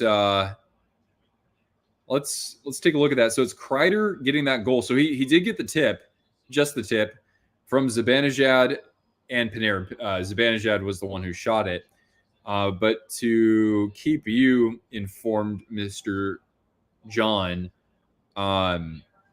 Lafreniere, I don't think he was on the ice. His plus minus right now is at 0. And the Rangers on their 20th shot scoring that goal.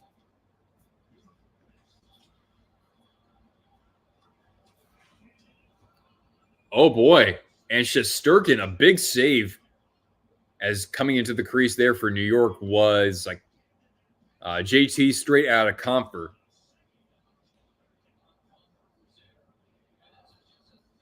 But yeah, in terms of my favorite teams, though, the Sharks are always going to be my number one no matter what. But number 2 is Carolina. And that's something that's from recent years, but pretty much since Rod Brind'Amour was hired, they became one of the teams that I watched the most. And then, yeah, I mean, Panthers at the same time basically became one of my favorite teams. So, I mean, yeah, am I a fan of 2 teams that are good, or am I kind of on the wagon for those teams? I think that's fair to say I am, but that can change though. Like I live near Seattle, not too far from Seattle, so eventually I'll get on the Kraken train even more. Minnesota, I always have sympathy for being a Vikings fan. So, here come the Red Wings with some numbers though, with a minute 30 left. But yeah, I mean, like, hey, just about any team, not any team, but a lot of teams could easily become one of my favorite teams easily.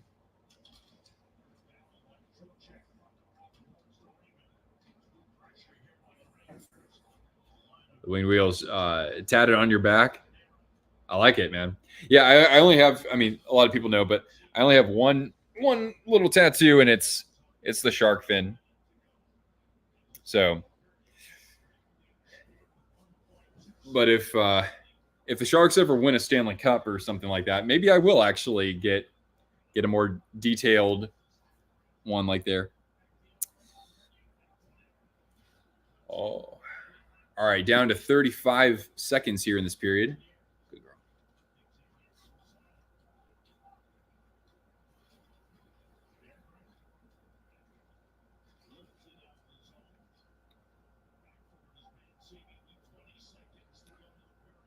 All right, Cortana, you haven't peed in a little while, so I gotta get Cortana to pee outside. So, and we're just 10 seconds away from second intermission here, so I'll have to do that, but I'll come back as quickly as I can. Get a shark with the cup in its jaws. That's actually an amazing idea. I love that. That's a fantastic suggestion.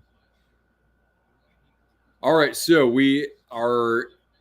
Oh wait, we have one more face-off here. I'll just say it's intermission now. But a big goal for Chris Kreider and the Rangers, just kind of like the Red Wings were at the end of the first period, giving them some more momentum there. And time winds down. So what we're gonna do is I'm going to.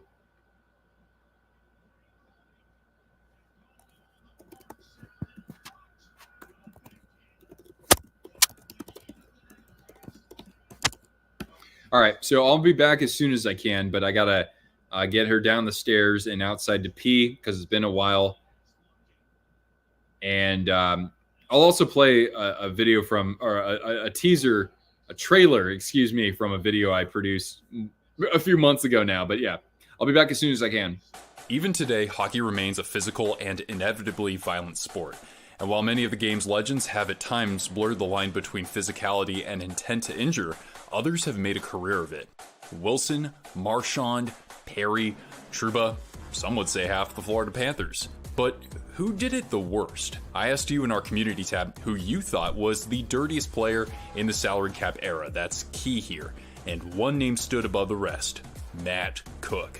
Is he a dirty player? He's got a history. There's no question about it. This guy deliberately tries to hurt people. There was absolutely no respect. I have no excuse for Matt Cook doing this. What I am on the ice is a persona that has enabled me to stay in the league for 13 years. It's not who I am, and it's not what makes me. It's just something I have to do to stay in the NHL. For 16 years, he built a reputation among players, league executives, and the media as the quintessential gutless, backstabbing little... Well, no, I'll save that for later. At his peak, he altered the course of the NHL's rules and disciplinary measures, and you won't believe what he got away with, too. But was that all to Cook's game? Was he ever able to change? And heck, did he even want to change? That's all coming up next, right here on Twisted Wrister Hockey.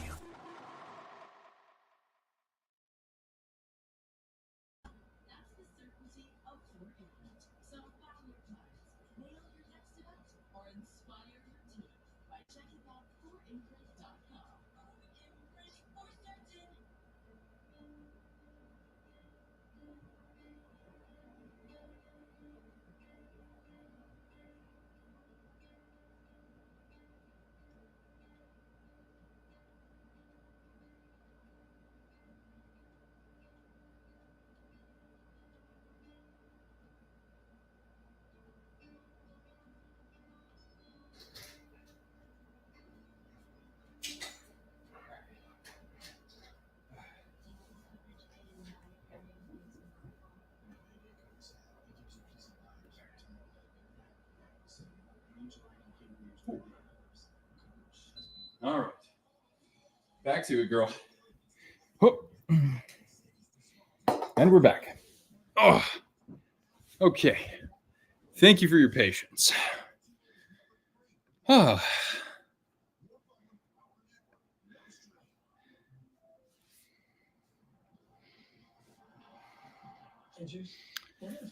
All right.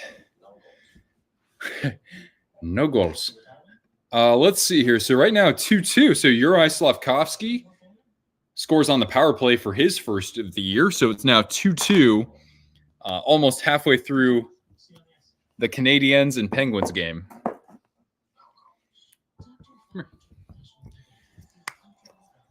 Well, what did I say? I think I said 3-1 for today's score between the Rangers and Red Wings. 3-1 Rangers with like an empty netter, maybe.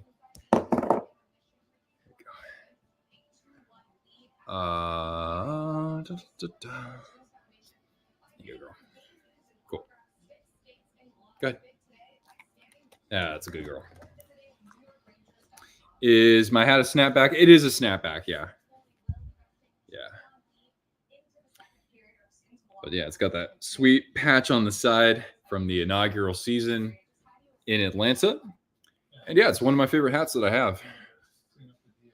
Yeah, it doesn't look so good backwards though. It looks, this part's like popping off too much. But I do like snapbacks a fair bit. Got to make it to a Wings versus Maple Leafs game at their barn.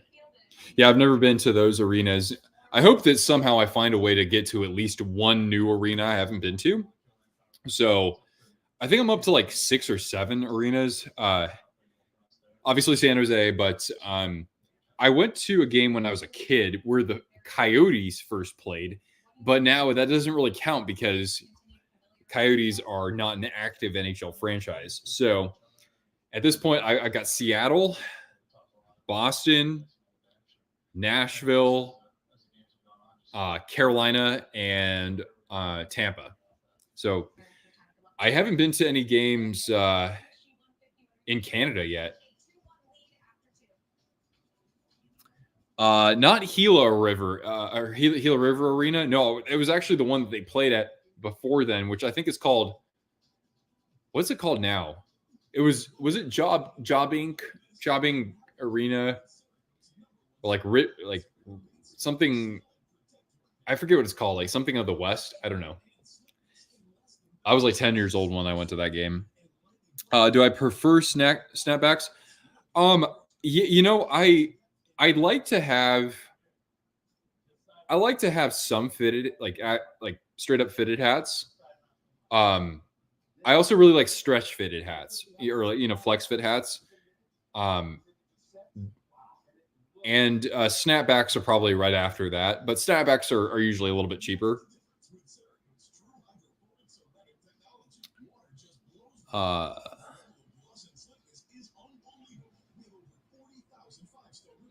Yeah, the Arizona Coyotes, where did they play their first few games?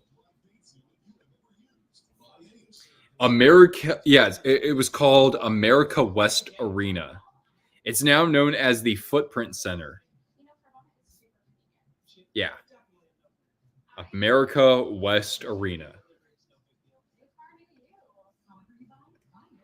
You've seen the Red Wings at home, New Jersey, Pittsburgh, Philadelphia, and you're going to the Stadium Series game. Oh, that's fantastic. I'm glad to see the Blue Jackets finally get an outdoor game. It sucks, obviously, that it took until this year, but man, that will be a lot of fun, though. And I'm sure you're going to get a pretty split crowd for the two teams. And DC. Yeah, and the Capitals, aren't they supposed to move out into the suburbs in a few years?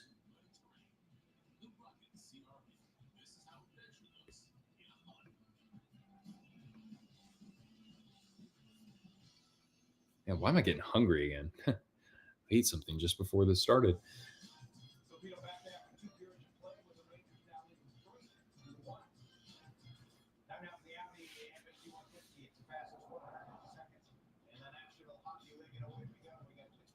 And has the Avalanche game started? No, that'll start probably in about 20 minutes.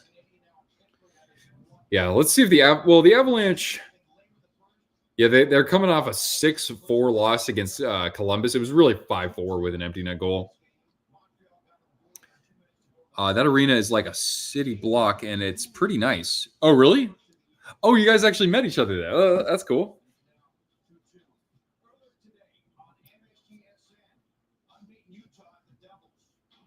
They're just showing some highlights from earlier today. Of course, Utah got their first loss of the season after starting out 3-0. Wow, what a beautiful setup that was on the power play. Is Crosby going to carry his team to a wild card this year? I don't think so. The Penguins, if anything, aren't any better than they were last year, and they didn't miss the playoffs by much, but Malkin is tailing off, understandably with age. Letang is still contributing, but again, kind of tailing off. Carlson is now 34 years old. And I know they have Ricker McGroarty out there, but I just don't think they have enough collective talent at forward. And, their goaltending is okay at best. I just don't think that there's anything besides Crosby that gives them an advantage over anybody else in that division trying to make the playoffs. I'm watching the Rangers feed for this game. You met David Pastrnak? That's cool. That was at a game or at an NHL event, or you just saw him randomly on the street?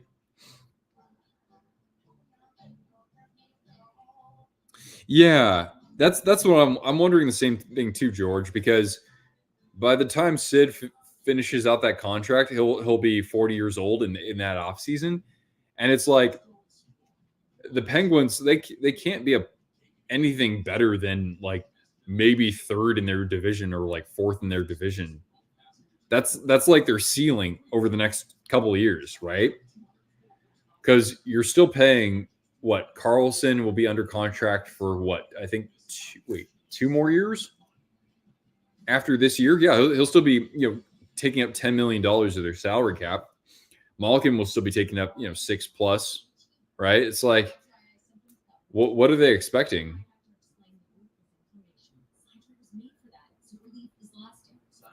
Oh, at a golf course in Nashville. Interesting. Pasta, of course, being one of the best dressed in the NHL. I gotta only imagine what his golf attire looks like. Seems like a pretty cool guy. Shout out to probably a very thin slice of our viewers who are based in Czechia, but nonetheless, the Czechs are crazy hockey fans. That's a fun place to visit. Good old Czechia. Oh, your dad works at the golf course. Oh yeah, because you were saying you're a Preds fan. That's right. That's so cool, man.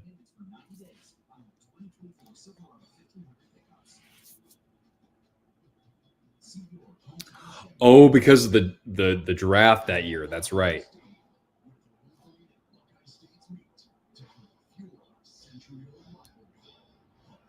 They're actually playing a commercial for the Stadium Series. Yeah, I wonder what how many people will show up at that game, because there was like 114,000 at the Big House when the Red Wings played the Maple Leafs, something crazy like that. I don't know if it would be that quite as full this time around, but I mean, it could still easily hit 100,000 or so.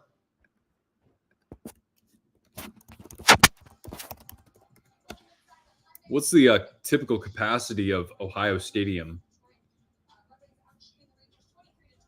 The record attendance was 110,000 a few years ago against Michigan.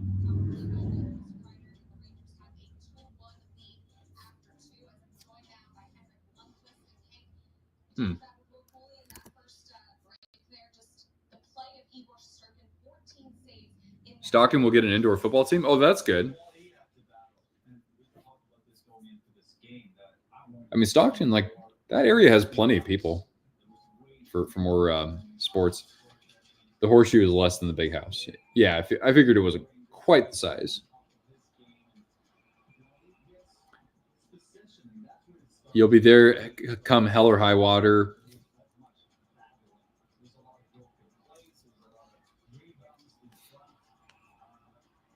The only thing with those outdoor games is that, you got to, I think if you want to have a good experience there, you do have to splurge, just given how far away you'll be from the ice. I mean, I went to the Sharks Stadium Series game at Levi's Stadium, and my friend got tickets through work. So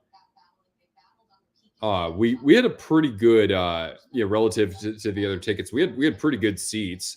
But even so, we were so far away from the ice, and like there were 4 goals the whole game. Like one was an empty netter. The Kings won. It was actually kind of a boring game. I'm not going to lie. My favorite part of all that was watching John Fogerty at intermission. What did you talk to Pasternak about?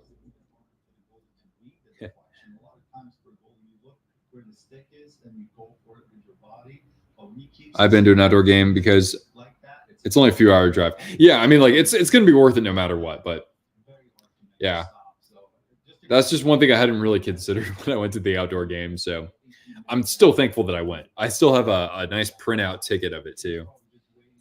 Go to the football tryouts. Hey, if you got nothing else going on around then. Feels like it's second nature for these two now. Okay, so a little bit of momentum, hopefully, for the Rangers at the end of that second period. What do you need to see from them as they start the third? Well, back to the house. They need to protect a signed. Oh wow, you got a signed stick. Too many chances last game. We've seen too many chances. Damn, that's amazing. It's okay to give up shots, but they need to bring the team tighter, make it harder for these short people. It's so funny. I don't think this was true, but I was a few weeks ago. I was in a German bar, like it's literally called Beer House, and I saw somebody who actually kind of looked like TJ Oshie. I didn't look at him very closely, but TJ Oshie is from the Seattle area originally, and I'm, basically in a vacation town a few hours away from there. So like, if that really was him, I kind of regret not saying anything, but he is one of my absolute favorite players all time.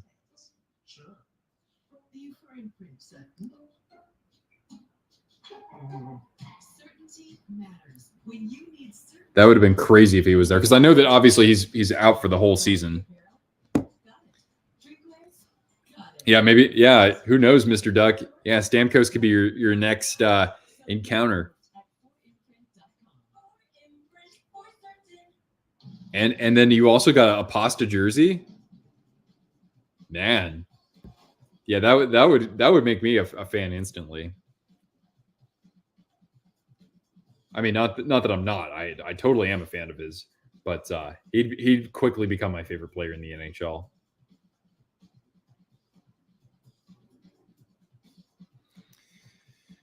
All right, so I imagine once this commercial is over, we'll probably get to the start of the third period.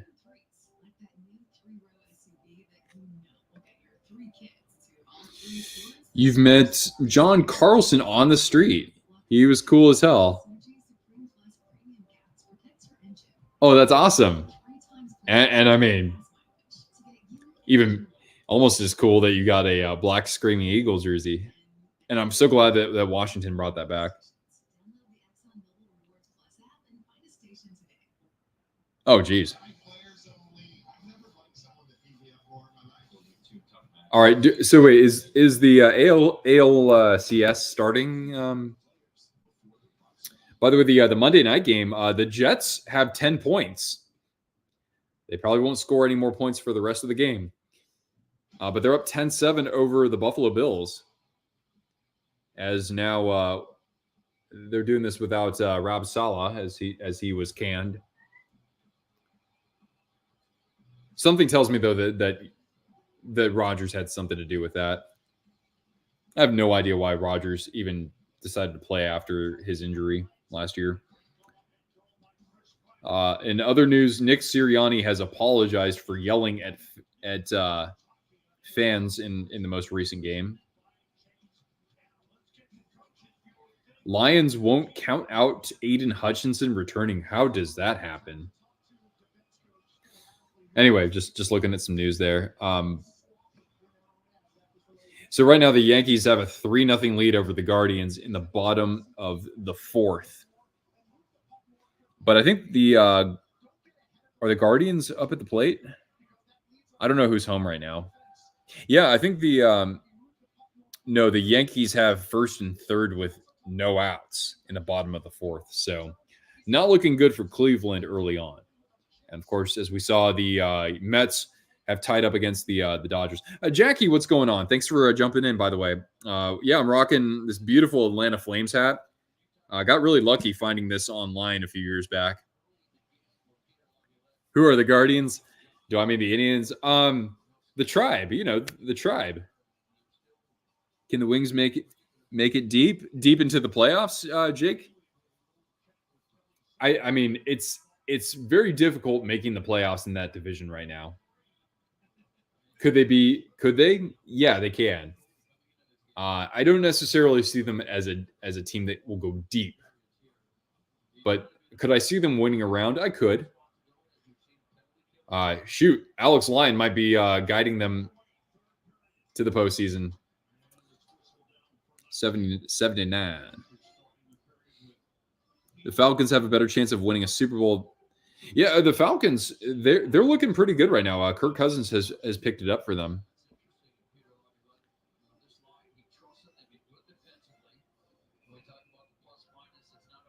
What number? Oh, yeah. Away fan. Sean asked what you guys would wear for your number. Yeah, I'm not super picky on numbers. I've gotten a couple of jerseys customized with a twisted wrister on the back, and I picked 18 as my number. That was 2018 was the year the channel was started, and 18 has kind of a significance in my life, I guess. But I mean, do I like the way that 18 looks as a number the most? Probably not, but I don't mind it. I kind of like 27. I like how, or 24. I don't know, maybe like two numbers that like look totally different from each other. Not sold on the Falcons. I mean, like in that division, though, they could get a wild card, if not challenge for the division, because they beat Tampa Bay, right?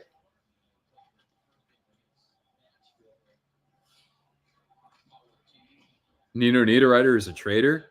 Wait, he plays for Winnipeg now. So, if you're a Preds fan, do you hate the Jets? Because there was some animosity between those two teams. Habs now have the lead, says Armadillo Hockey. Thank you for joining us, by the way. Nashville hates Dallas. Yeah, I would think that that's probably cream of the crop. Maybe some lingering hatred for the Blackhawks, just given their battles in the previous decade. But yeah, Montreal, Emil Heinemann with the go-ahead goal for Montreal. That's another team. I mean, every team that missed the playoffs the last several years in that division is a fun team to watch potentially.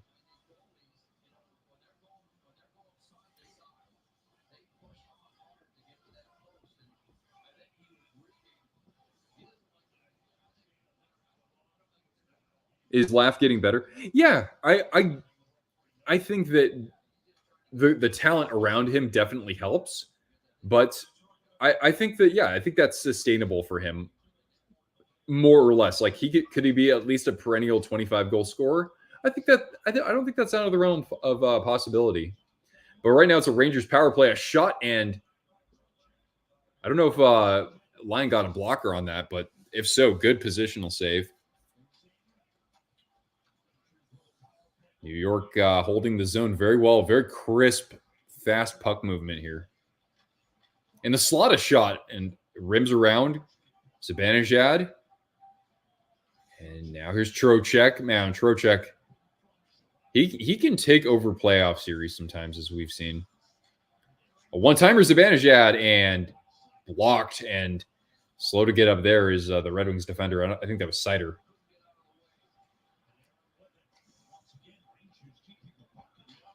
And at the top of the zone, a shot looking for a tip play. Good puck retrieval from the Rangers, though. The Red Wings penalty killers got to be getting a little tired here. Boy, Lyon looking really good, though, as he comes up with a save here.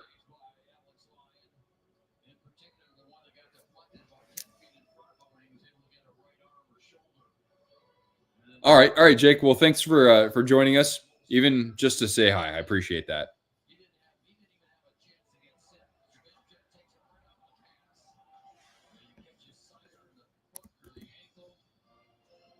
But yeah, good blocking, shot blocks from Sider on that last sequence there.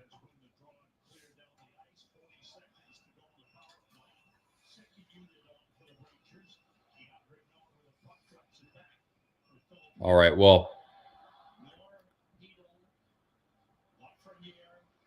was that final 30 seconds of the power play for the Rangers? Miller. And now Capo Caco out there with the rest of the second unit.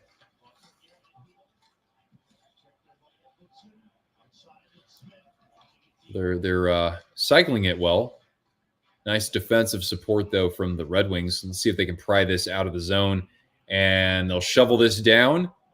And Shesterkin will have to settle this. And the Red Wings coming up with a big penalty kill here.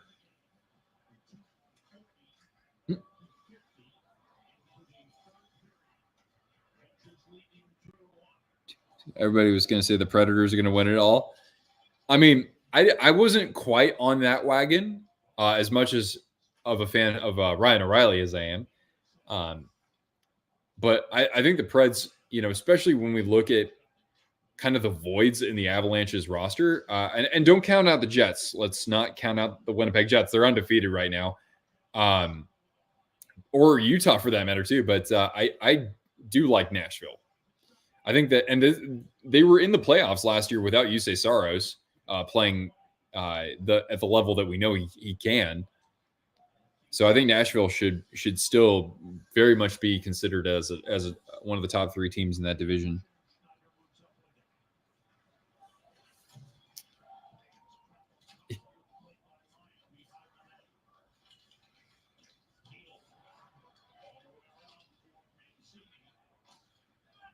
You can't help but count out the Jets.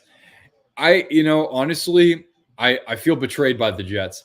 No, it's funny because it seems like every year actually have counted them out to start the year, and I really liked how they were playing last year for much of the season, and so I actually predicted them at the start of the playoffs. I decided to kind of go off script, and I said Jets. I said they'd go to the final, and they not only did they lose in the first round, to a team that's been there before in the Avalanche, but they looked just terrible.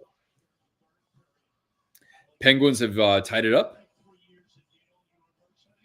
On second goal of the game for Lars Eller, unassisted.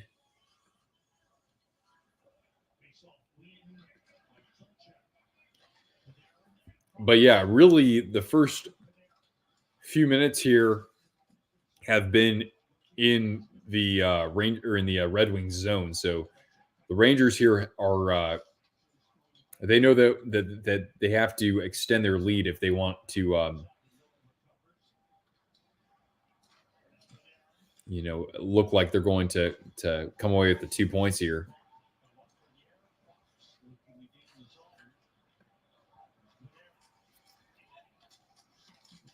Avs take a 1-0 lead over the Islanders.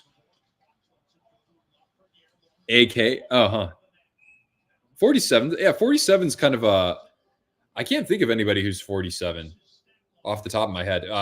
Wasn't Hampus Lindholm 47 at one point? I don't know. But that's kind of an underappreciated number, I would think.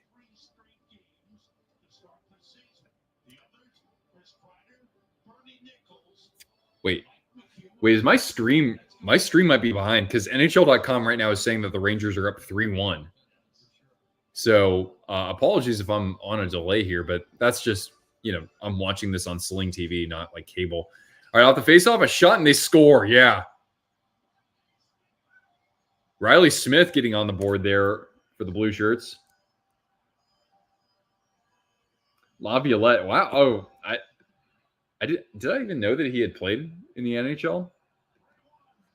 All right, so the Rangers extend the lead to 3-1 on a goal from Riley Smith. All right, Cortana, you get a treat.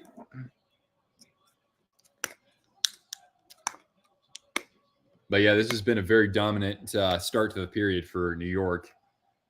And Sider was kind of in front of Lyon there, so he had a hard time picking that up. It sucks for Lyon because he's played very well. He played for a couple of years. Oh yeah. Laviolette, among the most winning American-born coaches of all time. Go ahead, sweetie. Cool. There you go. Good girl, Cortana.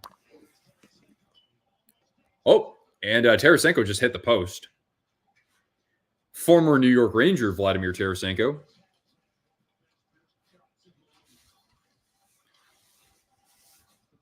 Oh, a one-timer and just wide of the net. Actually, that was blocked. Nice job there by the Rangers for not letting that get on goal. Yeah, so Peter Laviolette, just I got to look at this out of curiosity. Peter Laviolette played in the NHL in 1988-89 season for New York as a defenseman. He played just 12 games. No goals, no assists, but a plus-minus of 2.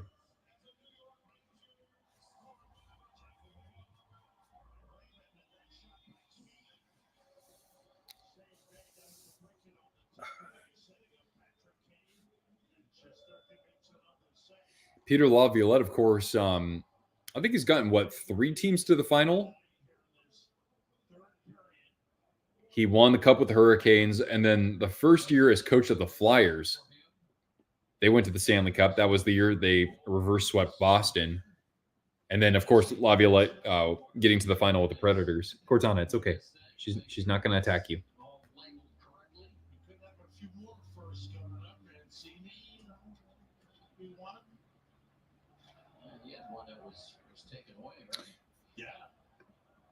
All right, so wait, by the way, I updated my score, right? 3-1. Yeah, that's right. Okay. But there's still plenty of time left.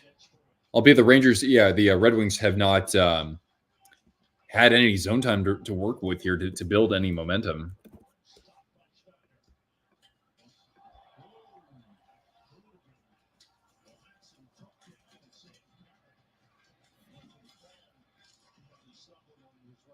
Well, the Ranger or the I don't know why I keep saying Rangers, Red Wings, Rangers, Red Wings, Rangers, Red Wings.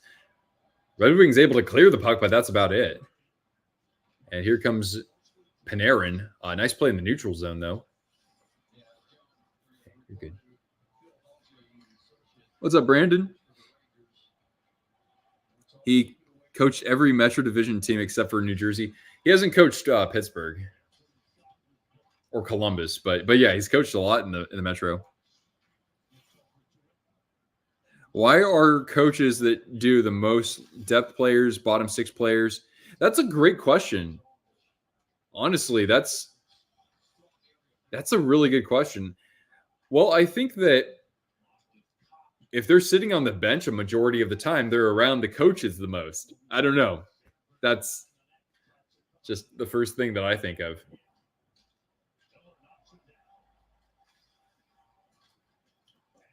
Also notice that goaltenders rarely become head coaches. Patrick Waugh being an exception, right? But goaltenders like Martin Brodeur, he's in the front office he's been in the front office for the Blues for a long time now. Luongo with the Panthers. As I learned before the start of the season, one of my favorite goalies of all time, Ryan Miller, is actually a scout for the Sharks. Yeah, that's right. A delayed penalty. And so the Red Wings will go on the power play. And that is coming at a very needed time as we head to a commercial break here.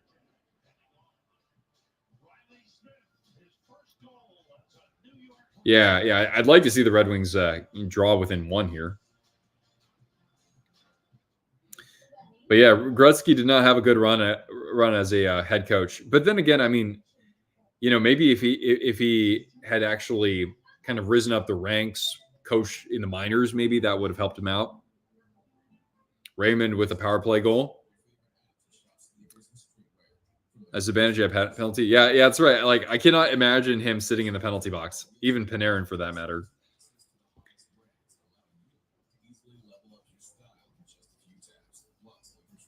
Yeah, but we'll have to wait till the commercial break is over here. Gustafsson starts. Varlamov is backing. What about Sorokin? By the way, the Avalanche are up 1-0, courtesy of a Callum Ritchie goal.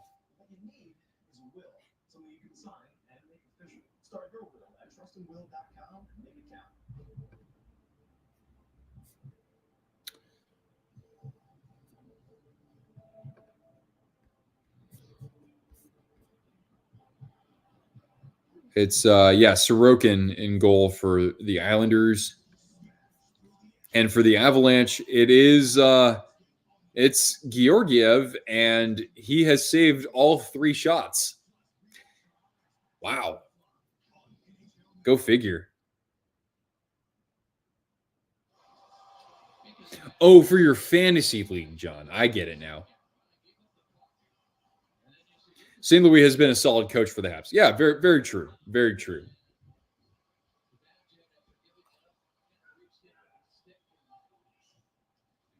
$3 a.m. work. Oof. Yeah, man, get some sleep. But although you might have to at least watch through this power play. I know I'm on a bit of a delay here.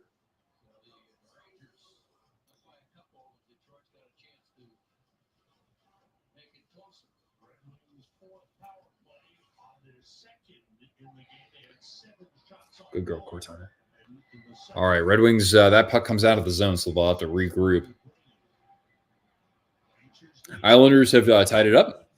Okay, so much for Georgiev. That goal coming off the stick of... Let's see here. I don't think we... Let me go to summary here. Anders Lee, the captain, assisted by Simon Holmstrom.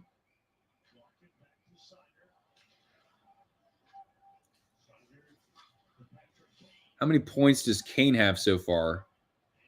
You forgot he even existed. I mean, he's produced pretty well for Detroit, dating back to last year. But Kane on the season has no points yet. No points.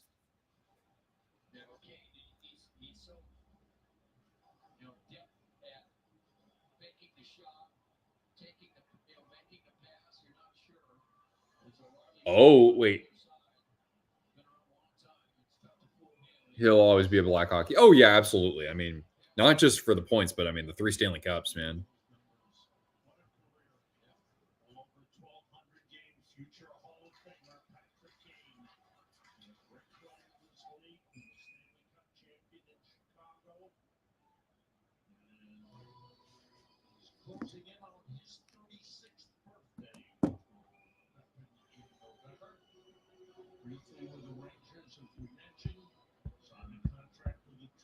Georgiev has a 680 save percentage. Yikes. Yikes.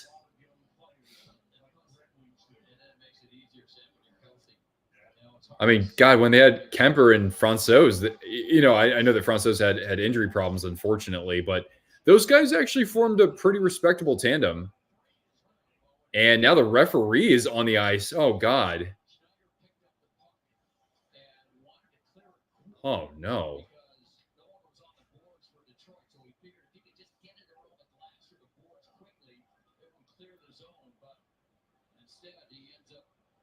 Yeah, he's on one knee on the ice here. I don't know if he took a high stick or something, or a puck might have hit him.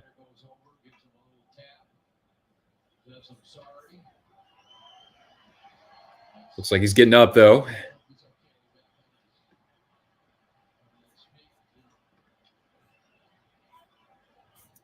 By the way, Penguins and Canadiens tied at 3, and we're at intermission there. But yeah, what happened was Braden Schneider, accidentally hit the official when he was trying to clear the puck there.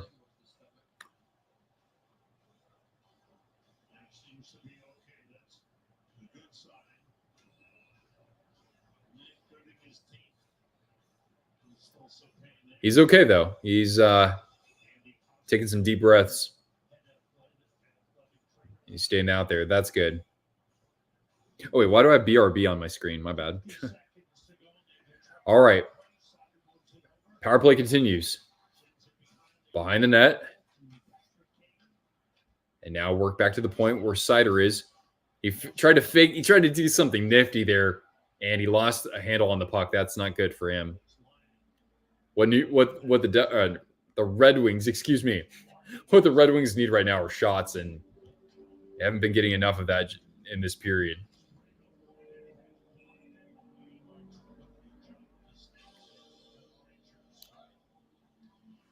Hot apple cider? Oh, cooking up apple cider. Moritz cider. I would not mind some hot apple cider right now, though. Hockey players are the toughest. Yeah, hockey refs are the toughest, too. Henry, what's going on? Thanks for joining us here. And feel free to let us know what your favorite team is.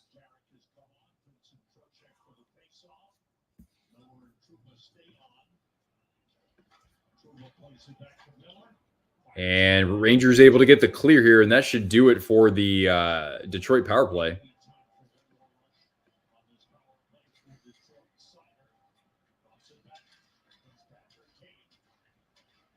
Kane gets into the zone and hands it off down Main Street and trying to set up, I think that was Raymond on the doorstep of the net there. That was a good idea, just not executed with fluidity. Hurricanes.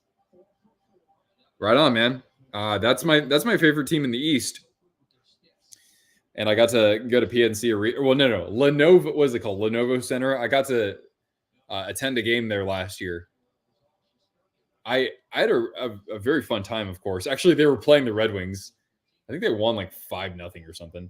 But yeah, I splurged on a pretty damn good seat, and I'm glad that I did. It was worth it, man. Lost all the good players. Well, I mean, the thing is that people didn't like the hockey world out there didn't even notice that they got Gostisbehere back, who he'll at least give you some offense, right? And Sean Walker was a good acquisition. Like these were affordable guys to make up for the loss of Pesci and Shea. But yeah, offensively, this team is still lacking a little bit, and losing Gensel was not fun for them. Mott's apple cider is so good, really? If you heat it up, one of your friends, oh, really? Well, that's cool, man. Well, we're happy to have you here, and hopefully at some point I can be live for a Hurricane stream, or for a Hurricanes game, excuse me. Carolina's still good. I think that they'll be fine. I know that their first game was pretty lackluster, but at the end of the day, you can put anybody back there on defense, and they'll find a way to keep the puck out of the net for the most part. But my thoughts are, and Freddie Anderson actually looked really good in his first game, but I really do think Kochetkov has to be that guy for them in the playoffs. I think he has to be. I think he has to be the starter for them. He had a really good season last year too. But yeah, unfortunately with the Hurricanes, they just don't have, when push comes to shove, kind of like the Rangers, they just aren't putting in enough goals. And so that's why I think that with the defense that you already have, that's great. But you need Kochetkov in goal going forward. Anderson's has been very good for them, despite that. Oh, did the blood clot have anything to do with it? That's a good point. But I personally, I didn't see any stories about that after the playoffs.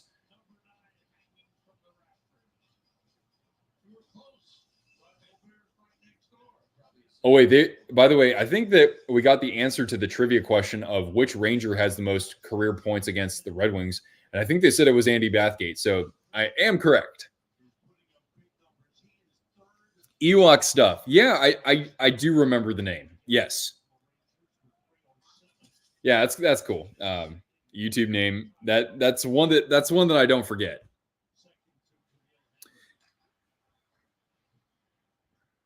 All right, so we're down to 9-10 in the third period. And yeah, the Red Wings did not have a good power play just a moment ago. But they have it behind the Rangers net. Let's see what they can do here. The Tarasenko line out there for Detroit. Puck comes out of the zone. Now Mata is going to float this to center ice. Ooh, big hit there on, looks like, was that on DeBrincat? And the Rangers are able to skate this out of the zone here.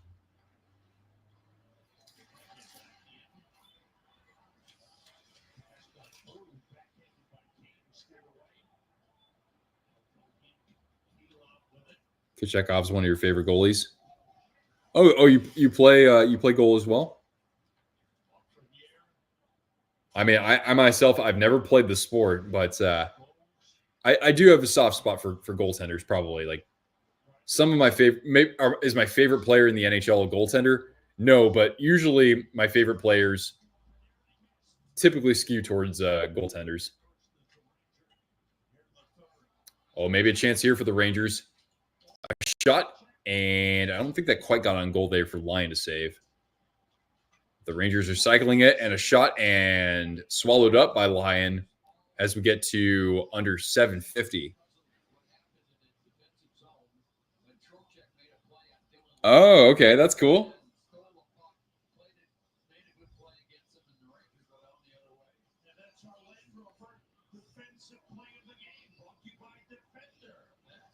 Yeah, and I've been supporting the Hurricanes even more so because of them trading for Brent Burns. I don't think the Canes. I think they're good. I think they're good enough in the Metro to make the playoffs.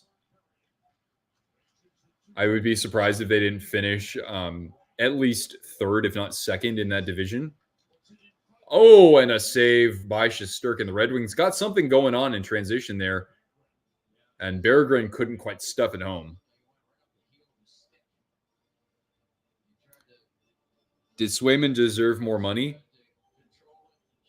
You know, my friend, Jaws from Flying Fluffy Hockey, he made a good point about, Swayman, even though the numbers are excellent, the thing with him is that he hasn't had to like carry the load by himself for a whole season, right? Because he's had Olmark back, in the tandem. But he'll probably have an increased role now that he's got that new contract. So I think that he's probably earning roughly what he should be getting. I think that at worst, he's probably one of the best 10 goalies in the NHL. With the Bruins defense, it's probably better than that. But he needs to probably, show that he can actually start 55 games in the regular season. And then if he plays any bit like he did in the playoffs this last year, then I think that everything's going to be just fine for him. But yeah, the most he's played is 44 games last year. Okay, that was the regular season. So, but yeah, he has to be he's got to be the number one guy at this point. Yeah. So I think Swayman's been paid fairly. At worst, it's a fair deal for him. If not, I would say that you could maybe argue it's a slight overpayment, but players are earning a lot more. The pay grades of these players has gone up a little bit as a result of the salary cap. We see some of the deals that were done in free agency for skaters, not goaltenders, and so I think it's pretty much in line with that. Now, Shesterkin turning down $11 million a year, that's spicy, but again, with the cap rising even more this upcoming season, I think that I wouldn't be so surprised if Shesterkin made near $12 million annually. I don't think that's so far out of the realm of possibility for the guy who I think is the best goaltender in the NHL right now. Yeah, I mean, Swayman himself was basically saying that he's worth more. It wasn't just his agent, or his agent could basically demand that that's what he communicates out there, just so the Rangers fall apart. But yeah, if Shesterkin ended up accepting 11 million or 11.3 million or whatever, I think it would be more than justified. They're annoyingly good. Yeah, I mean, they had an accelerated rebuild, right? They were only bad for, after the era of Ryan McDonough and before Panarin was even there, right? They didn't need that long to actually become pretty good again. And they did some of that through free agency. They did some of that through trades, and they did a good amount of that through the draft as well with how they got their defensemen. Well, also getting Fox. I don't know how the hell they ended up without Adam Fox. That was a miracle. As I'm wearing a Flames hat, that was the team that drafted him, right? Oh, hey, boo-boo. Cortana, you want to say hi? Cortana, there have only been 4 goals tonight, so you need another treat.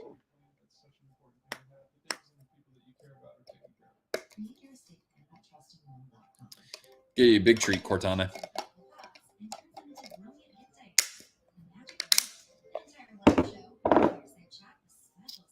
Here, cool. Go ahead. Big treat. There you go. So I named Cortana after the character in Halo. We're talking Halo 1 Cortana. We're not talking about sexified Cortana from later in the series. She was Karma. Karma was her name when I adopted her. And then, I changed it to Cortana because I wanted to name her after a video game character. I used to run a community group in California that was all video games. So, of course, I wanted to name my dog after a video game character. She's the first dog I've ever had, and she's certainly a best friend for life, and just a real sweet creature, and just a fantastic friend. More of a battle tech person. Oh, whoa. Like Robotech? I never played the video games or saw the show.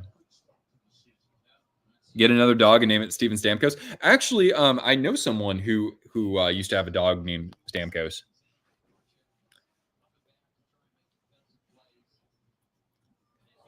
But yeah, if I get another dog eventually in life, I'll probably name it, give it a hockey name. You didn't hear that, Cortana. But yeah, right now, of course, I have three cats that are my girlfriends that I get to look after and mess around with. All right, Rangers looking for another one. Detroit gets the clear, though. We're down to what was that, 520?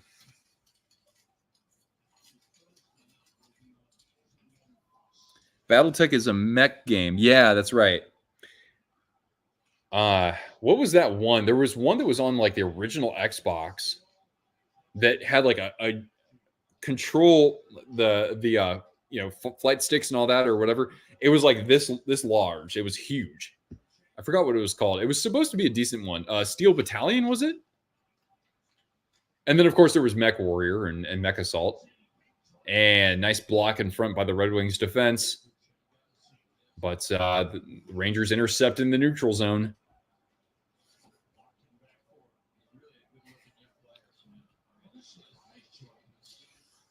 Yeah, that Steel Battalion game back in the day with the controllers was like $200, I want to say.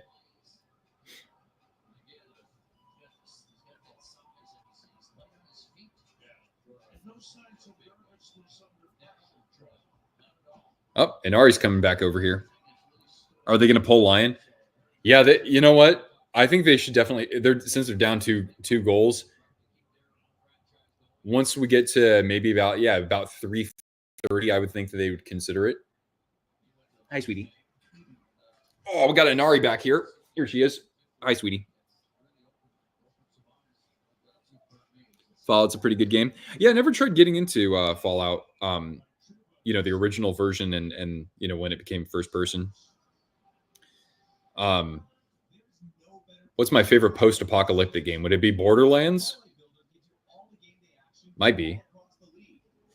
Well, I guess the Last of Us, the first Last of Us game probably would be my favorite in the post-apocalyptic genre.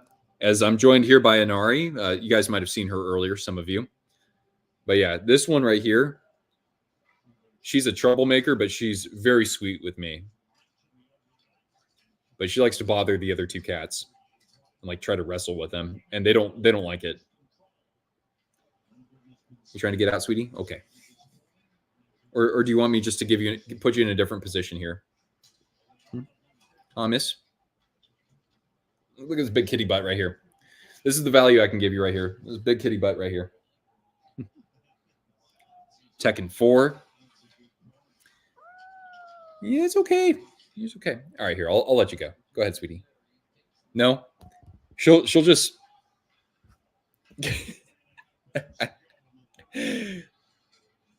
Yeah, Lion hasn't been pulled just yet. You're okay, girl. You can leave anytime you want. I'm not even touching you now. Cortana, leave her. Okay, leave it, girl. She's okay. All right, down to 3:15. Okay. No, girl. No, girl. You're okay, girl. I'm just keeping you away from Cortana.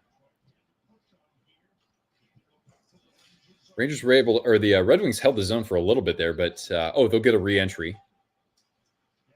Now at the circle, a shot. Didn't quite get on goal. Another chance, and gloved by Shesterkin. Excited to see Bradley Nadeau. Yeah, that's right. I was kind of surprised he wasn't on the opening night roster. It's not because he's banged up, though, is it? How are these players getting the front row? Oh, people getting front row seats? Is that because they're season ticket holders? Not everybody. It depends on the arena, but not everybody who has a glass seat is a season ticket holder. Or sorry, sometimes you'll see fans of the away team, on the glass. That's sometimes because they have bought the tickets from a season ticket holder, right? They'll buy it on a secondary market like StubHub. I'm not an expert on that topic, but if anybody else has any other thoughts around that, you can share that. But yeah, it's not very often that you can actually buy a seat on the glass from like the team itself, right? I mean, in the AHL and minor league hockey, those seats you can usually buy on game days. Cheers from depressed Boston fan. Oh, yeah. Well, the good thing, Corey, is all you have to do now is play Florida, one or two more times, unless you face them in the playoffs. Depressed Boston fan. Well, I mean, the Celtics, I don't know how much NBA you watch, but at least you have that feather in your cap.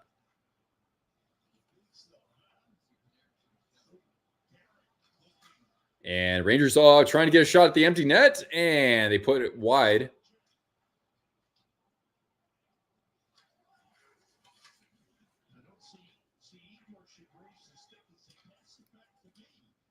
All right, Red Wings trying for another push here. Gaining the zone. You have a bad sore throat. Oh, I'm sorry to hear that. By the way, if anybody needs a tip, enough to keep the all right, well, that's good at least.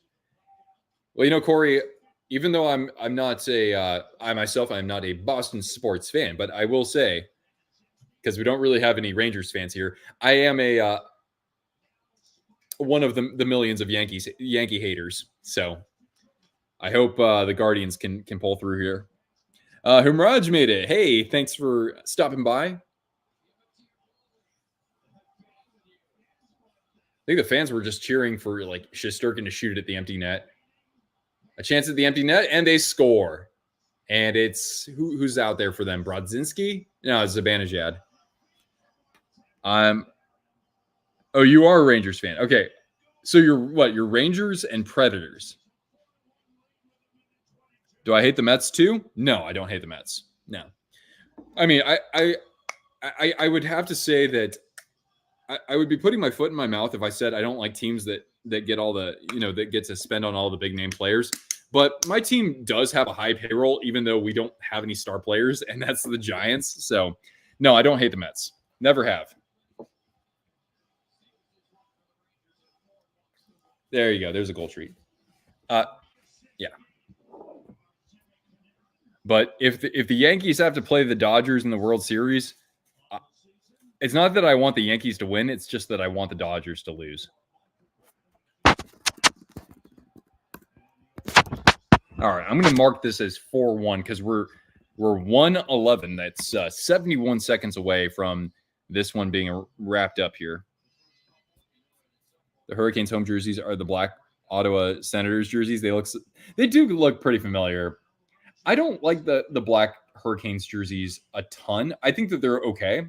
I like that they're at least trying something different. But the 25th anniversary jersey looked really good this past year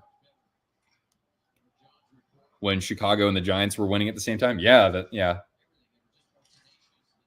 I mean, Chicago had to ruin the Giants' even year thunder, but at least it was them who won ultimately. Aaron Rodgers had another Hail Mary touchdown pass.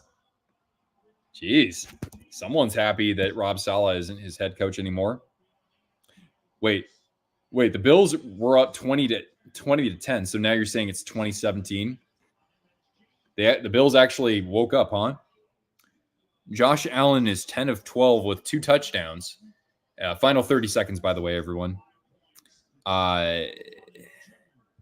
Josh Allen also has a rushing touchdown. And for the Jets, Aaron Rodgers, 13 of 17 for a $192 and 2 touchdowns. So he's doing really well too. Oh, you meant the Blackhawks. Oh, yeah, that's right. All right. And we have a final from Madison Square Garden.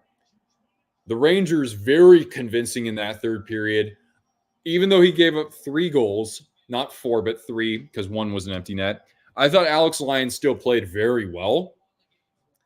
And, the Red Wings just couldn't quite execute on special teams as the game progressed. Their lone goal coming from Dylan Larkin. All right, guys. Well, I'm going to peace out here. I got to stuff my face with something because I'm hungry for whatever reason. And Cortana and I will see you again soon. But Cortana, can you say goodbye? Let's give Cortana a proper send-off with a treat here. And thank you for joining me, guys. Make sure you hit the thumbs up before you go, if you could, please. And we'll be back on Wednesday. So for Wednesday, we've got Boston versus Colorado, as the Avalanche are playing right now, but they're still looking for their first win of the season. Maybe they'll have a win by Wednesday stream. So Wednesday, that is a 6:30 Pacific, so 9:30 Eastern start. And thank you so much for joining us here. Will Crosby hit the 1,600 point mark today? I'm kind of surprised he hasn't already. But Lars Eller has been the guy tonight.